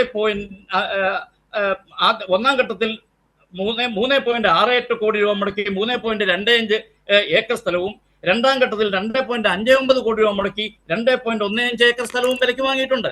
അപ്പൊ ഇനി ഈ സ്ഥലങ്ങളിൽ ഒരു ഗുണഭോക്താവിന് 8 സെന്റ് സ്ഥലം വീതം വെച്ചിട്ട് 1100 സ്ക്വയർ ഫീറ്റ് സ്ഥലത്തിൽ വീട് വെച്ച് കൊടുക്കാൻ അതിനുള്ള തറക്കല്ല് വിട്ട് കഴിഞ്ഞു. ഈ കഴിഞ്ഞ ഫെബ്രുവരി മാസത്തിൽ കോൺഗ്രസിന്റെ അല്ലെങ്കിൽ ലോക്സഭയിലെ പ്രതിപക്ഷ നേതാവ് ബഹുമാനനായ ശ്രീ രാഹുൽ ഗാന്ധി MP നേരിട്ടെത്തി അദ്ദേഹം തറക്കല്ലിട്ടു. സംസ്ഥാന സർക്കാരിന് എല്ലാ മെഷീനറികളും ഉണ്ടായിട്ട് 773 കോടി രൂപ കൈവശം ഉണ്ടായിട്ട് സംസ്ഥാന സർക്കാരിന്റെ എല്ലാ വകുപ്പുകളും ഒപ്പം നിന്നിട്ട് കഴിഞ്ഞ 2 വർഷത്തിനുള്ളിൽ 1.5 വർഷത്തിനുള്ളിൽ 180 പരം വീടുകളുടെ പണി തീർന്നു എന്നാണ് പറയുന്നത്. അങ്ങനെയാണല്ലോ കഴിഞ്ഞ ഫെബ്രുവരി മാസത്തിൽ ബഹുമാനപ്പെട്ട മുഖ്യമന്ത്രി അവിടെ പോയി ടൗൺഷിപ്പ് ഉദ്ഘാടനം ചെയ്തത്. ആ ഉദ്ഘാടനം ചെയ്ത ടൗൺഷിപ്പിൽ ഇതുവരെ ഏതെങ്കിലും ഒരാളിനെ സുരക്ഷിതമായിട്ട് താമസിപ്പിക്കാൻ പറ്റിയോ? ഇപ്പൊ വിള്ളൽ കണ്ട വീടിന് ഉടമസ്ഥാവകാശം കിട്ടിയ ആൾ എന്റെ വീടിന് തകരാറുണ്ട് എന്ന് പറഞ്ഞതിന്റെ പേരിൽ കഴിഞ്ഞ ദിവസം DYFIയുടെയും അതുപോലെ CPMന്റെ മറ്റു ചില പ്രവർത്തകരും അദ്ദേഹത്തിനെതിരെ സൈബർ ആക്രമണം നടത്തിയത് നമ്മൾ കണ്ടില്ലേ? നമ്മൾ വസ്തുതകളെ രാഷ്ട്രീയമായിട്ട് കാണണം, പക്ഷെ വസ്തുതകളായിട്ടും കാണണം. മുണ്ടക്കൈ ചൂരൽമല എന്ന് പറയുന്നത് കേരളത്തിന്റെ മനസാക്ഷിയെ നൽകിയ സംഭവമാണ്. ആ മനസാക്ഷിയെ നൽകിയ സംഭവത്തിൽ കേരളത്തിൽ ഞാൻ ആദ്യമേ പറഞ്ഞതുപോലെ കേരളത്തിൽ ഞാനും നിങ്ങളുമടക്കം കേരളത്തിലെ ഓരോ മനുഷ്യനും അവന്റെ ചില്ലി നാണയങ്ങൾ സ്കൂൾ കുട്ടികൾ വരെ കുടുക്കപ്പെട്ടിച്ച പണം ഇട്ടിട്ടുണ്ട്. ആ പണത്തിൽ നിന്നാണ് 773 കോടി രൂപ ബഹുമാനപ്പെട്ട മുഖ്യമന്ത്രിയുടെ ദുരിതാശ്വാസ നിധിയിലേക്ക് വന്നിരിക്കുന്നത്. അത് അദ്ദേഹത്തിന് സ്വകാര്യ സ്വത്തല്ല, അദ്ദേഹത്തിന് സ്വകാര്യ ചെലവാക്കാനും പറ്റില്ല. പക്ഷെ ആ പണം ചെലവാക്കുമ്പോൾ 200 കോടി രൂപ മാത്രമാണ് പ്രിയപ്പെട്ട പ്രേംകുമാർ ഇതുവരെ ചെലവാക്കിയിരിക്കുന്നത്. ആ ചെലവാക്കിയതിൽ നിന്ന് ഒരു വീടുണ്ടാക്കുമ്പോൾ ആ വീട് നനഞ്ഞൊലിക്കുന്നു അല്ലെങ്കിൽ ചോർന്നൊലിക്കുന്നു എന്ന് അതിൽ താമസക്കാരനാവാൻ യോഗ്യതയായ അർഹതപ്പെട്ട ആൾ പറയുമ്പോൾ പ്രതിപക്ഷത്തിരിക്കുന്ന കോൺഗ്രസ് പാർട്ടി അത് കണ്ട് കൈയടിച്ചിരിക്കണോ അതോ അത് കണ്ടിട്ട് മിണ്ടാതിരിക്കണോ? ഈ കാശ് എവിടെയെന്ന് ചോദിക്കണോ? ഇനി കോൺഗ്രസിന്റെ കാര്യത്തിൽ കോൺഗ്രസിന് ഉത്തരവാദിത്വമുണ്ട്. കോൺഗ്രസ് പണം പിരിച്ചതിന്റെ കണക്ക് പറഞ്ഞിട്ടുണ്ട്. അതൊരു രാഷ്ട്രീയ പാർട്ടിയാണ്. കോൺഗ്രസ് ഒരു നിലവിൽ ഇപ്പോൾ അധികാരത്തിലിരിക്കുന്ന ഒരു കക്ഷിയല്ല, അധികാരത്തിന് പുറത്ത് നിൽക്കുന്ന പ്രതിപക്ഷത്തിരിക്കുന്ന ഒരു പാർട്ടിയാണ്. ആ പ്രതിപക്ഷത്തിരിക്കുന്ന പാർട്ടി ഉത്തരവാദിത്വത്തോടെ പറഞ്ഞിരിക്കുന്നു, ഞങ്ങൾ ഇത്ര കോടി രൂപ പിരിച്ചു, 5.5 കോടി രൂപ പിരിച്ചു, 90 ലക്ഷം രൂപ KPCCയുടെ ഫണ്ടിൽ നിന്ന് ഞങ്ങൾ വിനിയോഗിച്ചു. ഇത് രണ്ടും കൂടെ ചേർത്തിട്ട് ഞങ്ങൾ ഇനി 100 പരം വീടുകൾ ഞങ്ങൾ നിർമ്മിച്ച് നൽകും. അതിന് 8 സെന്റ് സ്ഥലം വീതം ഓരോ ഭവനരഹിതനും ഞങ്ങൾ കൊടുക്കും. അവിടെ 1100 സ്ക്വയർ ഫീറ്റിൽ വീട് നിർമ്മിച്ച് നൽകും. ഇത് കൂടാതെ കോൺഗ്രസ് ഭരിക്കുന്ന കർണാടക സർക്കാർ 100 വീടുകൾ ഓഫർ ചെയ്തു. ആ 100 വീടുകൾ നമുക്ക് അടുത്ത കാലത്ത് വരെ നമുക്കറിയാം, ആ 100 വീടുകൾ നിർമ്മിക്കുന്നതിന് സ്ഥലത്തിന് അനുവാദം കിട്ടിയിട്ടില്ല എന്ന് വരെ നമ്മൾ അത് കണ്ടു. അപ്പോൾ വസ്തുതകളെ നമ്മൾ വസ്തുതകളായിട്ട് തന്നെ കാണണം, രാഷ്ട്രീയമായിട്ട് കാണണം. കോൺഗ്രസ് ഒരു സെക്കൻഡ് ഒരു സെക്കൻഡ് ശ്രീ പ്രേംകുമാർ പറഞ്ഞതുപോലെ ഞങ്ങൾക്ക് അങ്ങനെ മുഖമില്ല. ഞങ്ങൾക്ക് കരുണയുടെയും കാരുണ്യത്തിന്റെയും സ്നേഹത്തിന്റെയും സ്നേഹവാത്സല്യം ഞാൻ ആദ്യമേ തന്നെ പറഞ്ഞു. ബഹുമാനപ്പെട്ട നമ്മുടെ റവന്യൂ മന്ത്രിയെ ഇവിടെ കോൺഗ്രസ്സുകാരും അദ്ദേഹത്തിന് കൂലിത്തൊഴിലാളിയെന്നോ കൂലിപ്പണിക്കാരനോ, കൂലിപ്പണിയോ വളരെ വലിയ മഹത്താ ഞാൻ ചെയ്യുന്ന കൂലിപ്പണിയല്ലേ, മറ്റെല്ലാം എന്നെ പോലുള്ള ദശലക്ഷക്കണക്കിന് ആളുകൾ ചെയ്യുന്ന കൂലിപ്പണിയല്ലേ? ആരാണ് ഈ പറയുന്ന കോൺഗ്രസിലെ വരേണ്യവർഗം? 1% CPM ഉള്ളതിൻ്റെനേക്കാളും എത്രയോ എണ്ണത്തിൽ എത്രയോ തുച്ഛമായ ആളുകളാണ് കോൺഗ്രസിൽ ഈ പറയുന്ന വലിയ സമ്പന്നന്മാരെന്ന് പറയുന്നത്. CPM എത്ര നമുക്ക് കണക്കെടുത്ത് നോക്കൂ. CPM കൂടുതൽ സമ്പന്നന്മാർ അതോ കോൺഗ്രസിലാണോ? എനിക്കറിയാം കോൺഗ്രസിലെ 99% ആളുകളും പട്ടിണിക്കാരും അർദ്ധപട്ടിണിക്കാരും പാവപ്പെട്ടവരുമാണ്. അവർ അവരുടെ ചില്ലി നാണയങ്ങൾ ചെലവാക്കിയാണ് അവർ ജീവിക്കുന്നത്. അവർക്ക് മറ്റ് യാതൊരു ഇനി ആരെങ്കിലും 1-2 ആളുകൾ ഉണ്ടാവാമായിരിക്കാം, അത് ഏത് രാഷ്ട്രീയ പാർട്ടിയിലാണ് ഇല്ലാത്തത്. അപ്പോ തീർച്ചയായും ഒരു രാഷ്ട്രീയ പ്രസ്ഥാനം എന്ന നിലയിൽ കേരളത്തിനോട് ഉത്തരവാദിത്വം ഉണ്ടാകുമ്പോൾ, ഇത്തരത്തിലുള്ള ഒരു മഹാദുരന്തം ഉണ്ടാകുമ്പോൾ അതിന്റെ കണക്ക് ചോദിക്കും സാർ. അതിന്റെ കണക്ക് തന്നേ പറ്റുള്ളൂ. അത് മുഖ്യമന്ത്രിയുടെ ദുരിതാശ്വാസ നിധിയിലേക്ക് തന്നിരിക്കുന്ന ചില്ലിക്കാശിന് കണക്ക് ചോദിക്കുമ്പോൾ ആ കണക്കിന് ബബ്ബ എന്ന് പറയരുത്. 773 കോടി രൂപ പിരിച്ചതിന് ശേഷം 200 കോടി രൂപ ചെലവഴിച്ചതിന് ശേഷം ഉണ്ടാക്കിയ ഒരു വീടിന്റെ മേലിൽ വിള്ളൽ വന്നെന്ന് പറഞ്ഞാൽ അത് പെൻസിൽ കൊണ്ട് വരച്ചതെന്ന് പറഞ്ഞാൽ അത് കേട്ടോണ്ടിരിക്കാൻ കോൺഗ്രസ് എന്നല്ല, കേരളത്തിൽ അരിയാഹാരം അത് വിള്ളലല്ല, അത് കിനിയലാണ്. അത് തന്നെ പരീക്ഷണം നടത്തിയപ്പോൾ, മഴ പെയ്തപ്പോൾ വന്നതല്ല, പരീക്ഷണം നടത്തിയപ്പോൾ ഒരു ഏരിയയിൽ വന്നതാണ്. അത് അടുത്ത 2 ഘട്ടത്തിലൂടെ അത് പുതുക്കിയിട്ടേ കൈമാറുന്നുള്ളൂ എന്ന് ആണ്. അത് നേരത്തെ തന്നെ വിഭാവനം ചെയ്തിട്ടുള്ള പരിപാടിയാണ്. മാത്രവുമല്ല, ഇവിടെ ഏതെങ്കിലും വീടുകൾ വെച്ചു കൊടുത്തിട്ടുള്ളതിൽ ഒരു കാലത്തെ സർക്കാരുകളും പിന്തുടരാത്ത ജാഗ്രതാ നടപടികളാണ് അതിൽ ഉണ്ടായിട്ടുള്ളത് എന്ന് രാജൻ വിശദീകരിച്ചിട്ടുണ്ട്. വീണ്ടും വിള്ളൽ എന്ന് പറയുന്നത് ബോധപൂർവമാണെങ്കിൽ താങ്കൾക്ക് അങ്ങനെ അത് താങ്കളുടെ നിലപാടാണെങ്കിൽ ആവർത്തിക്കാം എന്ന് പറഞ്ഞുകൊണ്ട് ഞാൻ ഗോപനിലേക്ക് പോവുകയാണ്. PK ഗോപൻ, അവിടെ പ്ലീസ് എനിക്ക് ഒരൊറ്റ സെന്റൻസ് പറയും. ഇത് അങ്ങനെ അതുകൊണ്ട് ഞാൻ അവസാനിക്കും. ഒറ്റ സെന്റൻസ് മാത്രം. അങ്ങനെ അതിന്റെ അറ്റകുറ്റപ്പണികളിൽ ആത്മാർത്ഥമായ അല്ലെങ്കിൽ അത് പരിപൂർണമാണെന്ന് ഉത്തമ ബോധ്യം ഉണ്ടായിരുന്നെങ്കിൽ ഈ തെരഞ്ഞെടുപ്പിന് മുമ്പിൽ എന്തിനായിരുന്നു തിരക്കിട്ട് ബഹുമാനപ്പെട്ട മുഖ്യമന്ത്രി ഈ പറയുന്ന മുണ്ടക്കൈ ചൂരൽമല ടൗൺഷിപ്പ്, പുതിയ ടൗൺഷിപ്പ് ഇത്ര തിരക്ക് പിടിച്ച് ഉദ്ഘാടനം ചെയ്തത് എന്തിനായിരുന്നു? അതും കൂടെ അത് ഗോപൻ പറയും. അങ്ങനെ ഒരു ചോദ്യം പ്രതിപക്ഷം ഉയർത്തുന്നുണ്ട്. പ്രതിപക്ഷത്തിന് അത് ഉയർത്താനുള്ള അവകാശവുമുണ്ട്. അവരുടെ പട്ടയം നൽകലും അവരുടെ നറുക്കെടുത്ത് അവകാശം കൊടുക്കലുമാണ് ചെയ്തിട്ടുള്ളത്. ആ വീടിൻ്റെ പണി പൂർത്തിയാകുമ്പോൾ, അത് മെയ് 1 എന്നാണ് ഇപ്പോൾ പറഞ്ഞിരിക്കുന്നത്, അത് നടക്കും എന്നാണ് റവന്യൂ മന്ത്രി വിശദീകരിച്ചത് എന്ന് ഞാൻ കൂട്ടിച്ചേർക്കുകയാണ്. PK ഗോപൻ, ഇവരുടെ ഈ മറുപടി തൃപ്തികരമാണോ? ഞങ്ങൾ 5 കോടിയെ പിരിച്ചിട്ടുള്ളൂ, അതിൽ കൂടുതൽ ആക്രി കളക്ട് ചെയ്തിട്ട് പിടിച്ചു എന്നൊരു യുവജന സംഘടന DYFI അതിന് അവകാശപ്പെട്ടു. അതിൻ്റെ 4 ഇരട്ടി ഞങ്ങൾ പിരിച്ചുവെന്ന്. 5 കോടിയെ ഞങ്ങൾ പിരിച്ചിട്ടുള്ളൂ എന്നത് എൻ്റെ വിശ്വാസ്യത ചോദ്യം ചെയ്യപ്പെടുന്നുണ്ട്. അതടക്കമുള്ള കാര്യങ്ങൾ നിലനിൽക്കുന്നില്ലേ? PK ഗോപൻ, അദ്ദേഹത്തിന് താങ്കൾ എന്താണ് മറുപടി കൊടുക്കുക? അല്ല, ബഹുമാനരായ രാജ് സാറ് പറഞ്ഞതിനകത്ത് 2 പ്രശ്നമുണ്ട്. ഒന്ന്, കേരള ഗവൺമെന്റിന്റെ കയ്യിലുള്ള ഫണ്ട്. 2, നമ്മുടെ വീടുമായി ബന്ധപ്പെട്ട് ധൃതി എന്തിന് കാണിച്ചു എന്നുള്ളതാണ്. ഇതിൻ്റെ അനുബന്ധമായിട്ടാണ് അദ്ദേഹം കുറച്ച് കാര്യങ്ങൾ പറഞ്ഞിട്ടുള്ളത്. പ്രതിപക്ഷത്തിന് ഇത്തരം കാര്യങ്ങൾ ചൂണ്ടിക്കാണിക്കാനുള്ള അവകാശമുണ്ട്, 100% അംഗീകരിക്കുന്നു. പ്രതിപക്ഷത്തിന് ഭരണപക്ഷത്തെ വിമർശിക്കാനുള്ള അധികാരം 200% അംഗീകരിക്കുന്നു. ചൂരൽമലയിൽ ഒരു വീട്ടിൽ വിള്ളൽ ഉണ്ടായെങ്കിൽ ആ വിള്ളൽ ചൂണ്ടിക്കാണിക്കാനുള്ള കോൺഗ്രസിൻ്റെ, യൂത്ത് കോൺഗ്രസിൻ്റെ അധികാരത്തെ 300% അംഗീകരിക്കുന്നു. ഇതിലൊന്നും ഒരു തർക്കമില്ല. പക്ഷെ തർക്കം എവിടെയാണ്?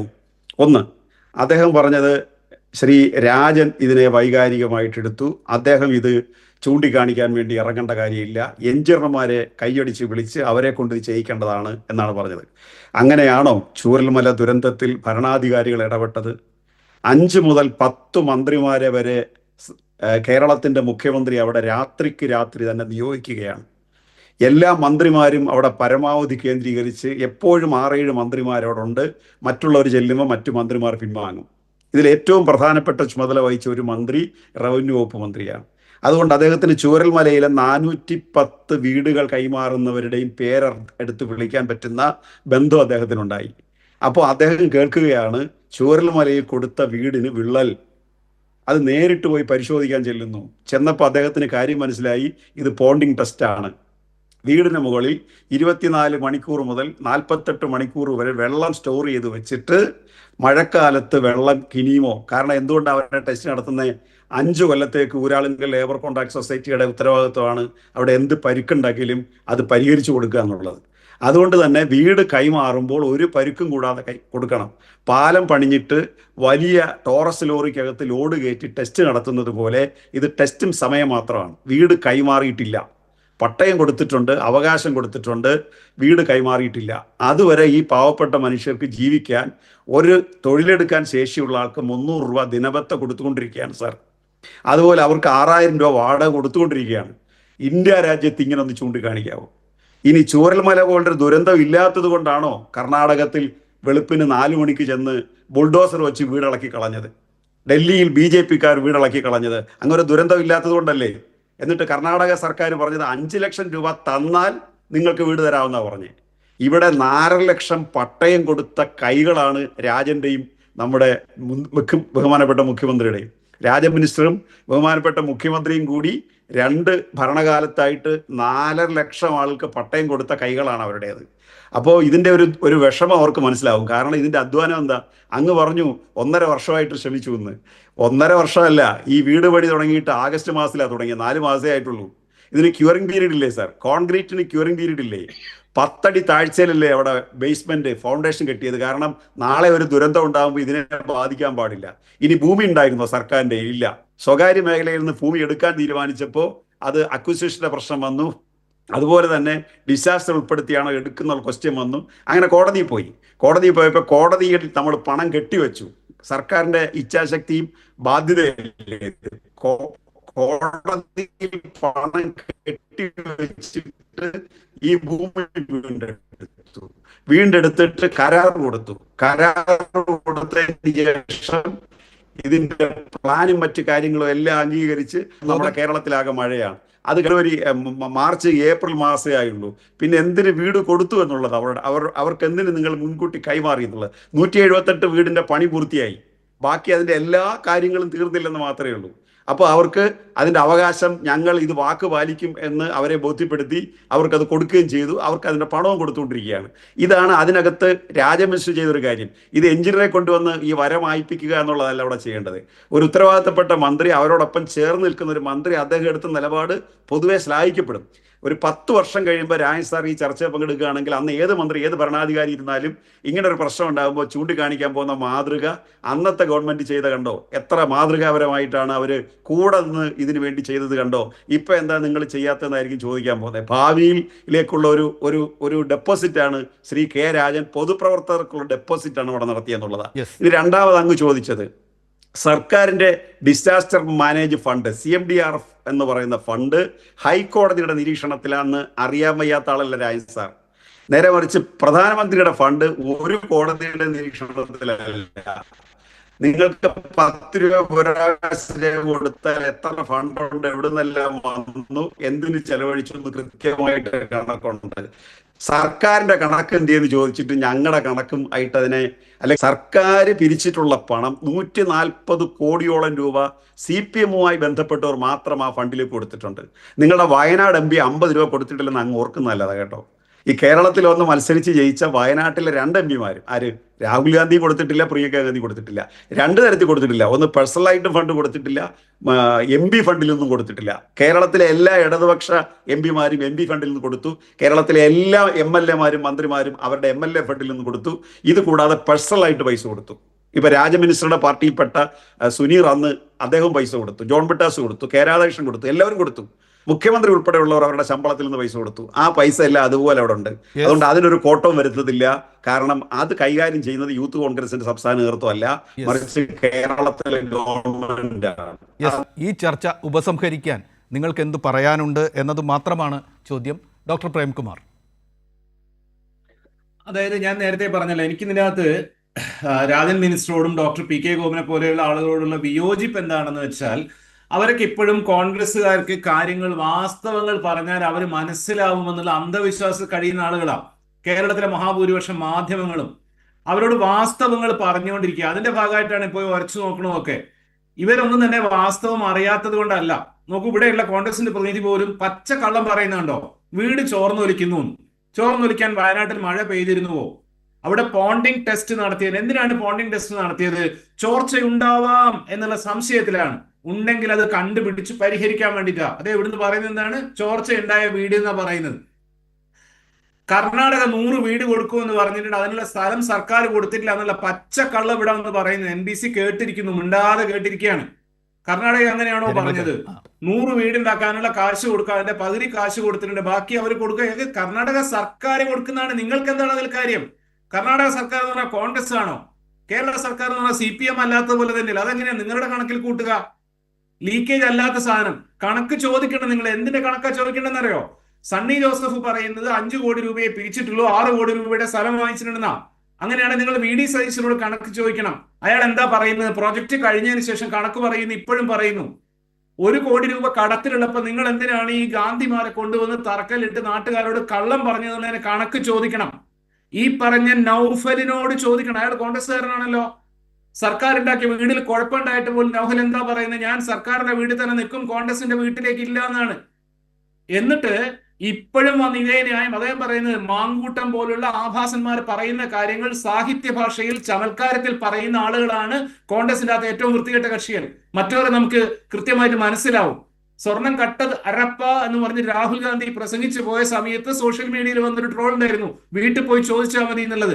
ആരാണ് കാശ്, ആരോടാണ് കണക്ക് ചോദിക്കേണ്ടതെന്ന് കോൺഗ്രസ്സുകാർക്ക് സംശയം ഉണ്ടെങ്കിൽ അത് രാഹുൽ ഗാന്ധിയുടെയും പ്രിയങ്ക ഗാന്ധിയുടെയും VD സതീശന്റെയും ഇത് അപ്പൊ പുറത്താക്കാൻ പോകുന്ന സണ്ണി ജോസഫിനെ വീട്ടിൽ പോയിട്ടാണ് ചോദിക്കേണ്ടത്. CMDRFിലെ കണക്ക് എല്ലാവർക്കും ആക്സസിബിൾ ആണല്ലോ സർ, നിങ്ങൾക്ക് അറിയാമല്ലോ. നിങ്ങൾ പറയും നിങ്ങളുടെ കയ്യിലുണ്ടെന്ന്. പിന്നെ എന്ത് കണക്ക് ചോദിക്കാനാണ് അതിൻ്റെ അകത്ത്? പിന്നെ ULCCs ആവട്ടെ, ഏത് കൺസ്ട്രക്ഷൻ കമ്പനി ആവട്ടെ, അവർക്ക് റെസ്പോൺസിബിലിറ്റി ഉണ്ടോന്നല്ലേ നോക്കേണ്ടത്? 5 കോടി രൂപയാണ് പിരിച്ചതെന്ന് പറയാം, 50 കോടി രൂപ വരെ പിരിഞ്ഞതിന്റെ തെളിവുള്ള ആപ്പ് മുക്കിക്കളയുക. കണക്ക് ചോദിക്കൂ നിങ്ങൾ ആപ്പ് ഉണ്ടാക്കിയ ആളുകളോട്, ഈ പൈസ എവിടെ പോയി എന്നുള്ളത്. എന്നിട്ട് മനുഷ്യ പറ്റില്ലാത്ത രീതിയിൽ പ്രതികരിച്ചിട്ട് ഇപ്പോഴും ആ മന്ത്രിയെയും അവിടുത്തെ ആളുകളെ അപമാനിച്ചുകൊണ്ട് ഇപ്പോഴും ഒരു ഒരു ഒരു ഒരു ഒരു ഒരു ഉളുപ്പ് തൊട്ട് തീണ്ടാതെ ന്യായമായിട്ട് ഇങ്ങനെ ഇരുന്നിട്ട് കള്ളം പറഞ്ഞുകൊണ്ടിരിക്കുകയാണ്. സ്വിഫ്റ്റ് ബസ് പണ്ട് ഓടി തുടങ്ങിയ സമയത്ത് മാധ്യമങ്ങൾ ഇങ്ങനെ ഒരു ക്യാമ്പയിൻ ഇറക്കിയിട്ടുണ്ടായിരുന്നു. സ്വിഫ്റ്റ് ബസ് പോകുന്നിടത്തൊക്കെ പൊട്ടി എന്ന് പറഞ്ഞിട്ട്. നിങ്ങൾക്ക് യാതൊരു സംശയവും വേണ്ട, ഇനി വരുന്ന 5 കൊല്ലക്കാലം ആ ടൗൺഷിപ്പിലെ സകല മുക്കും മൂലയും അരിച്ചു പെറുക്കിക്കൊണ്ട് എല്ലാ ചാനലുകളിലും മുണ്ടക്കൈ ഡെസ്ക് ഉണ്ടാവും. ഇത് നമ്മൾ പ്രതീക്ഷിക്കുന്നതാണ്. പക്ഷെ ഇവരോട് വാസ്തവം പറഞ്ഞാൽ ഇവർക്ക് മനസ്സിലാവുമെന്ന് വിശ്വസിക്കുന്ന സഖാക്കളോടും നേതാക്കന്മാരോടും വളരെ ബഹുമാനത്തോടെ ആദരവോടെ വിയോജിക്കുകയാണ് ഞാൻ. അത് നടക്കില്ല. കാരണം ഇവർക്ക് വാസ്തവം അറിയാത്തത് കൊണ്ടല്ല. താങ്കളുടെ നിലപാട് വ്യക്തമാണ്. CP താങ്കളിലേക്ക് സമയം തീർന്നു.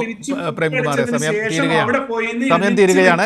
പ്രേംകുമാറിനോട് ഒരു വാക്ക്. ഞാൻ ഇവിടെ വരുന്ന എല്ലാത്തിൽ വിയോജിപ്പുള്ള എല്ലാത്തിലും എനിക്ക് ഇടപെടാൻ കഴിയില്ല. അങ്ങനെ ആവുമ്പോൾ ചർച്ചയുടെ ഒരു വിയോജിപ്പ് വസ്തുതാവിരുദ്ധമായ കാര്യങ്ങളിൽ പോലും അത് ജനങ്ങളിലേക്ക് എത്തട്ടെ, ജനങ്ങൾ തീരുമാനിക്കട്ടെ. വസ്തുതാവിരുദ്ധമായ കാര്യങ്ങളിലും ഞാൻ തർക്കിക്കാനിരുന്നാൽ നീണ്ടുപോകും. അതെ അതെ. CP താങ്കളുടെ പ്രതികരണത്തിലേക്ക് 2 മിനിറ്റ് മാക്സിമം. തീർച്ചയായിട്ടും ഈ ചർച്ചയിൽ അവസാനം പറഞ്ഞ ഞാൻ മറുപടി പറയാൻ ബാധ്യതപ്പെട്ട കാര്യം ഒന്ന്, വയനാട് ദുരന്തത്തിൽ അവിടുത്തെ മുൻ MP ശ്രീ രാഹുൽ ഗാന്ധിയും ഇപ്പോഴത്തെ MP ശ്രീമതി പ്രിയങ്ക ഗാന്ധിയും എന്ത് ചെയ്തു? അതിന് ഉത്തരം നൽകാൻ വയനാട്ടിലെ ജനങ്ങളുണ്ട്, അവരുടെ വോട്ടർമാരുണ്ട്, അവരുടെ മുമ്പിൽ കൃത്യമായ കണക്കുകളുണ്ട്. അത് കണക്ക് രേഖപ്പെടുത്തുന്ന ഈ പറഞ്ഞ വിവരാവകാശ നിയമപ്രകാരം വരുന്ന കണക്കല്ല. അത് എന്തൊക്കെയാണ് അവർ ചെയ്തെന്നുള്ളത് വയനാട്ടിലെ ജനങ്ങൾക്കറിയാം. ജനങ്ങൾ അതിന് മറുപടി ചോദിച്ചോളും, അല്ലെങ്കിൽ അവരത് വേണ്ടത് ചെയ്തോളും. അത് ഒരു കാര്യം. രണ്ടാമത്തെ കാര്യം, കേരളത്തിലെ കോൺഗ്രസ് CPM-ഉം CPI-യും അല്ലെങ്കിൽ അതേ കണക്കുള്ളവർ മാത്രമല്ല, ഇന്ത്യൻ നാഷണൽ കോൺഗ്രസിന്റെ മുഴുവൻ MP-മാരും മുഴുവൻ MLA-മാരും വയനാട് ദുരന്ത നിവാരണ ഫണ്ടിലേക്ക് സംഭാവന ചെയ്തിട്ടുള്ളവരാണ്. ഒരു മാസത്തെ ശമ്പളം കൊടുത്തവരുണ്ട്, ഒരു ദിവസത്തെ ശമ്പളം കൊടുത്തവരുണ്ട്, അല്ലെങ്കിൽ അവരെ കൊണ്ട് പറ്റാവുന്ന തരത്തിൽ പണം പിരിച്ചു നൽകിയതുണ്ട്. അതിനുള്ള ഇപ്പം തീർച്ചയായിട്ടും CPIM-നും DYFI-ക്കും അല്ലെങ്കിൽ CPI-ക്കും AIYF-നും ഒക്കെ ഉള്ളതുപോലെയുള്ള സംഘടനാ സംവിധാനം പണം പിരിച്ചിട്ടുണ്ടെങ്കിൽ അത് ആരുടെ കയ്യിൽ നിന്ന് പിരിച്ചു, എവിടുന്ന് പിടിച്ചു, എത്ര പിരിച്ചു, അത് ആർക്ക് കൊടുത്തു എന്നറിയാനുള്ള സംവിധാനം തീർച്ചയായിട്ടും ഇന്ത്യൻ നാഷണൽ കോൺഗ്രസിനുണ്ട്. അവരത് ചെയ്യും. അതിന് ഉത്തരവാദിത്തപ്പെട്ട ആളാണ് KPCC-യുടെ പ്രസിഡന്റ്. KPCC-യുടെ പ്രസിഡന്റ് പറഞ്ഞ ഒരു പ്രസ്താവനയിൽ കോൺഗ്രസുകാർക്ക് സംശയം ഇല്ലാത്തിടത്തോളം കാലം അവർ പറഞ്ഞിരിക്കുന്ന 5.5 കോടി രൂപ പിരിച്ചതും 90 ലക്ഷം രൂപ തനത് ഫണ്ടിൽ നിന്ന് ചെലവാക്കിയതും അതിന്റെ പേരിൽ അവിടെ വാങ്ങിച്ചിരിക്കുന്ന 6 ഏക്കർ സ്ഥലം വാങ്ങിക്കുന്നതിനും ഞങ്ങളെ സംബന്ധിച്ചാൽ ഞങ്ങൾക്ക് സംശയമില്ല. അത് എപ്പം വേണമെങ്കിലും നമുക്കത് ചെയ്യാവുന്നതേ ഉള്ളൂ. അതിന്റെ തറക്കല്ലിലാണ് നടത്തുന്നത് ഗവൺമെന്റ്. ഞാൻ പറഞ്ഞ് അവസാനിപ്പിക്കുകയാണ്. എല്ലാ മെഷീനറികളും സംസ്ഥാന സർക്കാരിന്റെ ഭരണകൂടത്തിന്റെ എല്ലാ മെഷീനറികളും കൈവശം ഉണ്ടാവുകയും 773 കോടി രൂപ ഗവൺമെന്റിന് ഹൈക്കോടതിയുടെ നിരീക്ഷണത്തിലാണെങ്കിൽ പോലും ജില്ലാ കളക്ടറുടെ കയ്യൊപ്പോടുകൂടി ചെലവഴിക്കാൻ അധികാരം ഉണ്ടായിട്ട് പോലും 1.5 വർഷത്തിനുള്ളിൽ 170-180 പരം വീടുകൾ ഭാഗികമായി നിർമ്മിച്ചിട്ട് അത് പെട്ടെന്ന് തിരക്ക് പിടിച്ച് ഉദ്ഘാടനം ചെയ്തിട്ട് അതിൽ എവിടെയെങ്കിലും വിള്ളലോ വീഴ്ചയോ ഉണ്ടായിട്ടുണ്ടെങ്കിൽ അതിനെ വിമർശിക്കുമ്പോൾ ആ വിമർശിക്കുന്നവരെ തെറി വിളിക്കുന്ന ഈ സംസ്കാരം, ഈ സംവിധാനം, എനിക്ക് അതിന് ഒട്ടും യോജിക്കാൻ പറ്റില്ല. താങ്കളുടെ വിരാമവാക്യങ്ങൾ മാത്രം 2 മിനിറ്റ്. അല്ല, ഞാന് സാധാരണയായിട്ട് നമ്മൾ ഏതൊരാളെ കാണും പരിചയപ്പെടുമ്പോൾ വീട് എവിടാന്ന് ചോദിക്കും. ഞാനിപ്പോ ഏതെങ്കിലും തരത്തിൽ കോൺഗ്രസുമായിട്ട് ബന്ധപ്പെട്ട ആരെങ്കിലും പരിചയപ്പെടുമ്പോൾ ഞാൻ അറിയാതെ പോലും ചോദിക്കാറില്ല വീട് എവിടെയാണ് സുഹൃത്തേന്ന്. കാരണം വീട് എവിടെയാണെന്ന് ചോദിച്ചാൽ അവർക്ക് ഞെട്ടലുണ്ടാവുകയും അവർ കരുതുന്നത് വയനാട്ടിലെ വീട് എവിടെയാണ് എന്ന് ചോദിക്കുകയാണ് എന്ന് കരുതി അവർക്ക് വിഷമം ഉണ്ടാവുകയും ചെയ്യും. അതുകൊണ്ട് ഞാൻ കോൺഗ്രസ് സുഹൃത്തുക്കളെ പരിചയപ്പെടുമ്പോൾ ഇപ്പൊ വീട് എവിടെയാണ് എന്ന് ചോദിക്കാറില്ല. അതാണ് ഒരു കാര്യം. രണ്ടാമത്തെ കാര്യം, ഈ അദ്ദേഹം ഇവിടെ പറഞ്ഞത് ഞങ്ങളുടെ 2 പ്രധാനപ്പെട്ട നേതാക്കന്മാര് കൊടുത്തോ ഇല്ലയോ എന്നുള്ളത് നാട്ടുകാരോട് പറഞ്ഞാൽ മതി എന്നുള്ളതാണ്. ആ പറഞ്ഞതിന്റെ ഉള്ളിലുള്ള ഒരു പ്രശ്നം എന്താണെന്ന് വെച്ച് കഴിഞ്ഞാൽ, ലീഗിന്റെ വോട്ട് കൊണ്ട്, ലീഗ് കൊടുക്കുന്ന വലിയ വോട്ടിംഗ് ഷെയർ കൊണ്ട് ജയിച്ചു വരുന്ന ആളുകളാണ് വയനാട്ടിലെ MP മാരെന്ന് പറയുന്നത്, കോൺഗ്രസിന്റെ പേര് മത്സരിക്കുന്നവർ. അപ്പൊ ഞങ്ങൾക്ക് ജനങ്ങൾ വോട്ട് ചെയ്യുന്നുണ്ട്. അതുകൊണ്ട് ഞങ്ങൾ നിങ്ങളോട് അതിന് മറുപടി പറയേണ്ട കാര്യമില്ല. ജയിച്ചതിന്റെ ഒരു ഹൂങ്കിന്റെ അടിസ്ഥാനത്തിലാണ് ആ മറുപടി പറയാതിരിക്കുന്നത് എന്നുള്ളതാണ് രണ്ടാമത്തെ പ്രശ്നം. മൂന്നാമത്തെ പ്രശ്നം, ഈ നേരത്തെ ഇവിടെ ഡോക്ടർ പ്രേംകുമാർ തന്നെ ചൂണ്ടിക്കാണിച്ചതാണ്. ഈ വീടിന്റെ 5 കോടി രൂപയെ നിങ്ങൾ പിരിച്ചു എന്നുള്ളത് വസ്തുതയാണെങ്കിൽ എന്തിനാണ് പ്രതിപക്ഷ നേതാവ് അവിടെ പണി തുടങ്ങിക്കഴിഞ്ഞു എന്ന തെറ്റിദ്ധാരണ പരത്തിയത്? അതല്ലെങ്കിൽ തന്നെ 100 വീട് ഞങ്ങളുടേത്, 100 വീട് രാഹുൽ ഗാന്ധി പറഞ്ഞത്, 100 വീട് ലീഗിൻ്റെത്, 30 വീട് യൂത്ത് കോൺഗ്രസിന്റെ. പിന്നെ എന്തിനാണ് സർക്കാർ വീട് പണിയുന്നതെന്ന് അദ്ദേഹം ചോദിച്ചത്? സർക്കാരിന്റെ വീടിന്റെ പ്രസക്തി എന്താണെന്നാണ് അദ്ദേഹം ചോദിച്ചത്. സർക്കാരിന്റെ വീടിന്റെ പ്രസക്തി എന്താണെന്ന് ചോദിച്ചാള് മാർക്കർ പെന്നുകൊണ്ട് വരച്ച വരയെ നാടകാഭിനയം എന്ന് ചൂണ്ടിക്കാണിക്കേണ്ട കാര്യമില്ല. ഇനി ഏറ്റവും പ്രധാനപ്പെട്ട കോൺഗ്രസ് നേതാക്കൾ തന്നെയാണ് ഇതിനെ ആക്രമിക്കാൻ മുന്നിട്ടിറങ്ങിയിരിക്കുന്നത്. എനിക്ക് കോൺഗ്രസ് നേതൃത്വം ഒന്നും ഇല്ലെങ്കിൽ പ്രതിപക്ഷം എന്ന തരത്തിലുള്ള പ്രവർത്തനത്തിന്റെ ഭാഗമായി ഇത്തരം മണ്ടത്തരങ്ങളും അല്ലെങ്കിൽ ഇത്തരം ചതികളും ഒക്കെ ചെയ്യാൻ സാധ്യതയുണ്ട്. പക്ഷെ ചില മാധ്യമങ്ങൾ കേരളത്തിൽ ഈ കാള പെറ്റെന്ന് കേൾക്കുമ്പോൾ കയറെടുക്കുന്ന ശൈലി കേരളത്തിലെ ചില മാധ്യമങ്ങൾ ഉപയോഗിക്കുന്നത് അവരുടെ ക്രെഡിബിലിറ്റിയെ ഇല്ലാതാക്കുകയാണ്. അവർ ഈ പറയുന്ന കാര്യങ്ങൾക്കൊന്നും വസ്തുതയല്ല എന്ന് ജനങ്ങൾക്ക് ബോധ്യപ്പെടുന്ന ഒരു സാഹചര്യമുണ്ട്. അതുകൊണ്ട് മാധ്യമങ്ങൾ ഇക്കാര്യത്തിൽ കോൺഗ്രസ് പറയുന്ന വാചകം അതുപോലെ ആവർത്തിച്ചെടുത്ത് പ്രയോഗിക്കുന്നത് അപകടകരമായ ഒരു സ്ഥിതിവിശേഷം ഉണ്ടാക്കി കഴിയുമെന്നുള്ളതാണ് എനിക്കിത് സംബന്ധിച്ച് പറയാനുള്ളത്. ഏതായാലും വളരെ നല്ല ഒരു ചർച്ച ഇവിടെ നടന്നു. 3 പേരും പറഞ്ഞത് 3 തലത്തിൽ നിന്നുള്ള അഭിപ്രായങ്ങളാണ്. അതെല്ലാം ജനങ്ങൾക്ക് മുമ്പിലുണ്ട്. ജനങ്ങൾ തീരുമാനിക്കുക. എന്തായാലും രാഷ്ട്രീയ നേതാക്കൾ ഈ സോഷ്യൽ മീഡിയയിലെ ഹാസ്യ താരങ്ങളെ അനുകരിക്കുന്ന രീതി ഉണ്ടാവരുത്. വ്യക്തിത്വ വികലീകരണത്തിലേക്ക് അവരുടെ വാദങ്ങൾ പോകരുത് എന്നൊരു സന്ദേശം കൂട്ടിച്ചേർത്ത് വെച്ചുകൊണ്ട് ഈ പരിപാടി അവസാനിപ്പിക്കുന്നു. നമസ്കാരം.